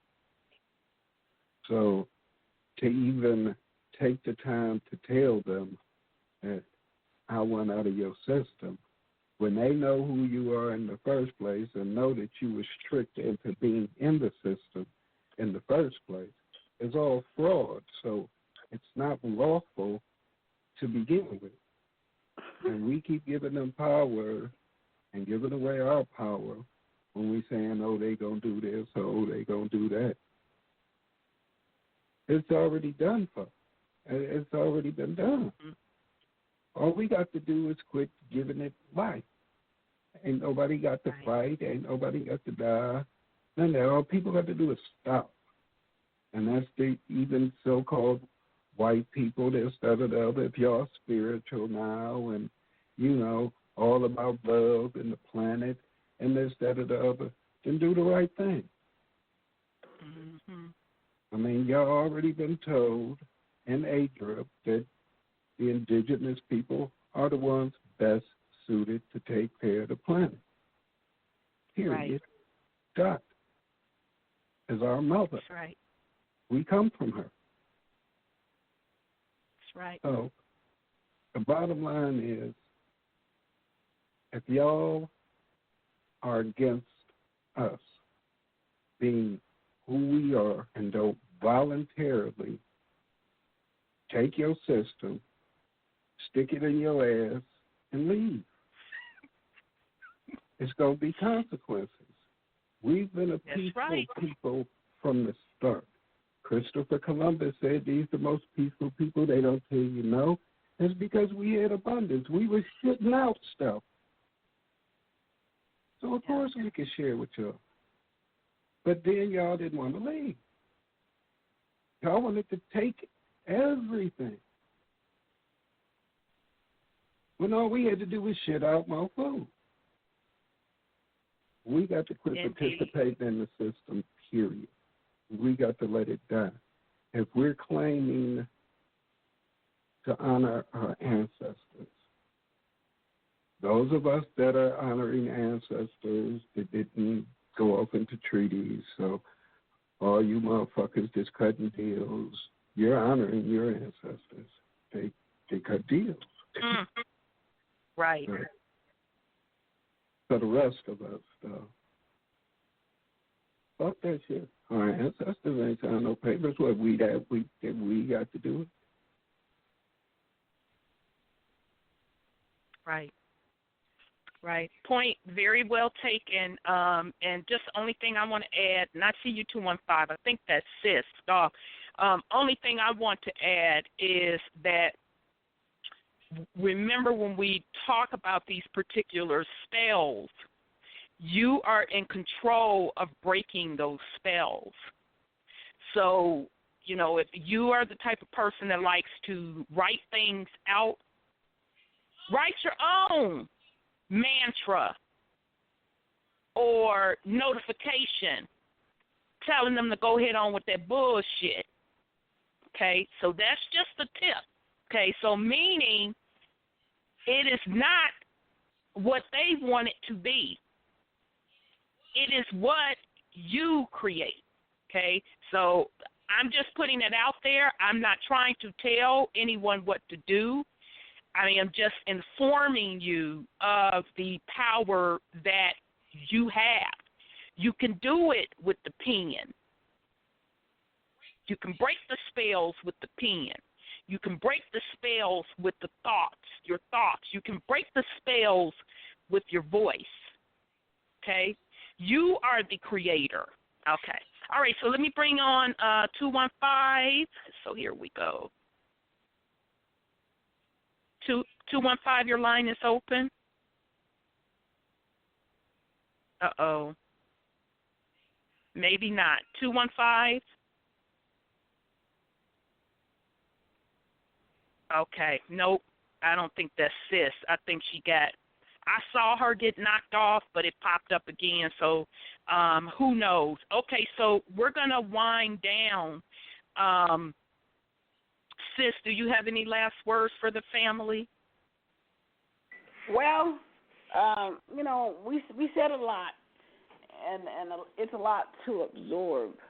But you guys always say don't participate in effery. So I guess that's the bottom line. The effery. You crack me up, sis. That's so cute. You know I'm a savage, but go ahead. So, well, I don't want to be a princess, but I just want to give you the initials. You understand? So, yeah, it's all good. We just have to separate ourselves from the okie doke. If we stop buying the stuff at Christmas time, you put a big dent in their pocketbooks. And when the Black Friday sale comes, don't do that. Don't do all that sort of foolish stuff. This is not your holidays. Don't go buy any turkeys. That ain't your holiday. That's the holiday they killed your assets. So I use that word assets. Mm-hmm. So we need to step away. I heard Martin Luther King says we need to be integrated. No, we don't. Because we got integrated into a burning house. Stop doing that. And he realized that. Absolutely. Yeah, well, we can make a difference. We can make a difference. One person at a time. And that's all I have to say. Very good, sis. Very good, sis. We are the difference. Let me bring back on 215. Let's try this again before I get last words from Brother Sean. Can you hear me now? 215, your line is open. Yeah, I can hear you now. Hey, sis. they're messing, but that's okay, and it's storming here. However, I didn't hear all of what Sean said and a part of what you said, but each one is going to make this difference here. And I still stand on my knowledge of the fact, with the S on it, that there are going to be people who, when they take off their mask, you're going to be very surprised. So I still say leave them people alone at 1600 who are doing the right thing, okay? Because those who are there to do the right thing are doing the right thing. Mm-hmm. So that's just on that. But each of the things that I said on Saturday, it's within each of us to do what we're supposed to be doing, and it's over. And those that are not going to do that or want to do whatever they want to do, that's all well and good for them. But this thing is over with, and it's done. It's just done, and all of the debris is just being swept up. And it matters not about any paperwork or anything like that, because when you came down here, you had no paperwork. And as you go to make this the return of the feminine energy to get her, to get Mama back on her throne, which she is sitting in right now, it's just everybody else who's serving her is sweeping up the debris, so it's all good. Yes, indeed. Thanks, sis, so much. Thank you. I will post the information for either if you do Friday or Saturday's show. I'm really looking forward to it. I'll make sure that I post it on Truth UnCompromeyezed pages.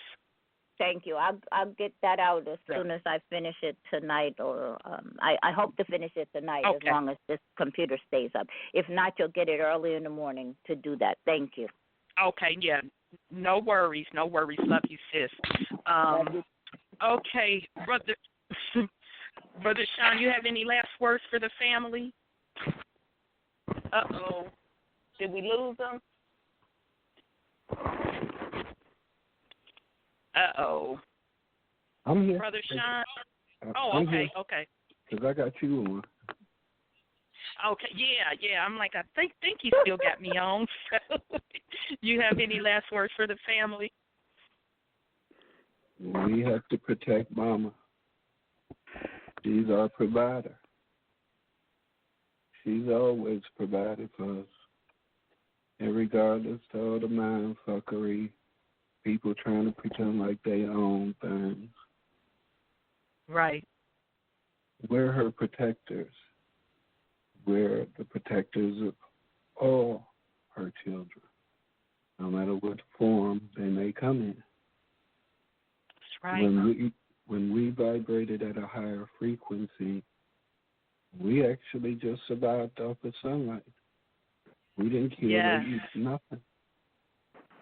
And actually, when you eat something, it's not the matter that's energizing you. It's the energy that's in it. That's why our ancestors used to just pick from the tree or pick whatever from the ground and eat it just like that while it's still full of life. Yes. Y'all don't want to return to nature. Y'all want processed food. Y'all want everything right now. You want it dead, sitting in the refrigerator or in the cabinet, lifeless, no nutrients, no light energy. But that time coming back around, whether or not some of y'all be around to see it, that's your choice. But yes, that is we true. out of here. We up out of here. Indeed, because Mama has moved on, and so have we.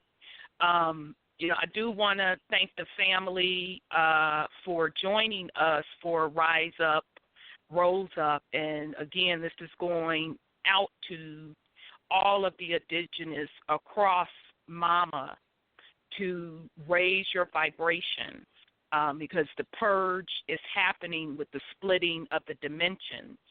So if you are in the frequency of walking into the gateways, into the higher dimensions, this is what you must do. And all the old stuff will not follow. Okay?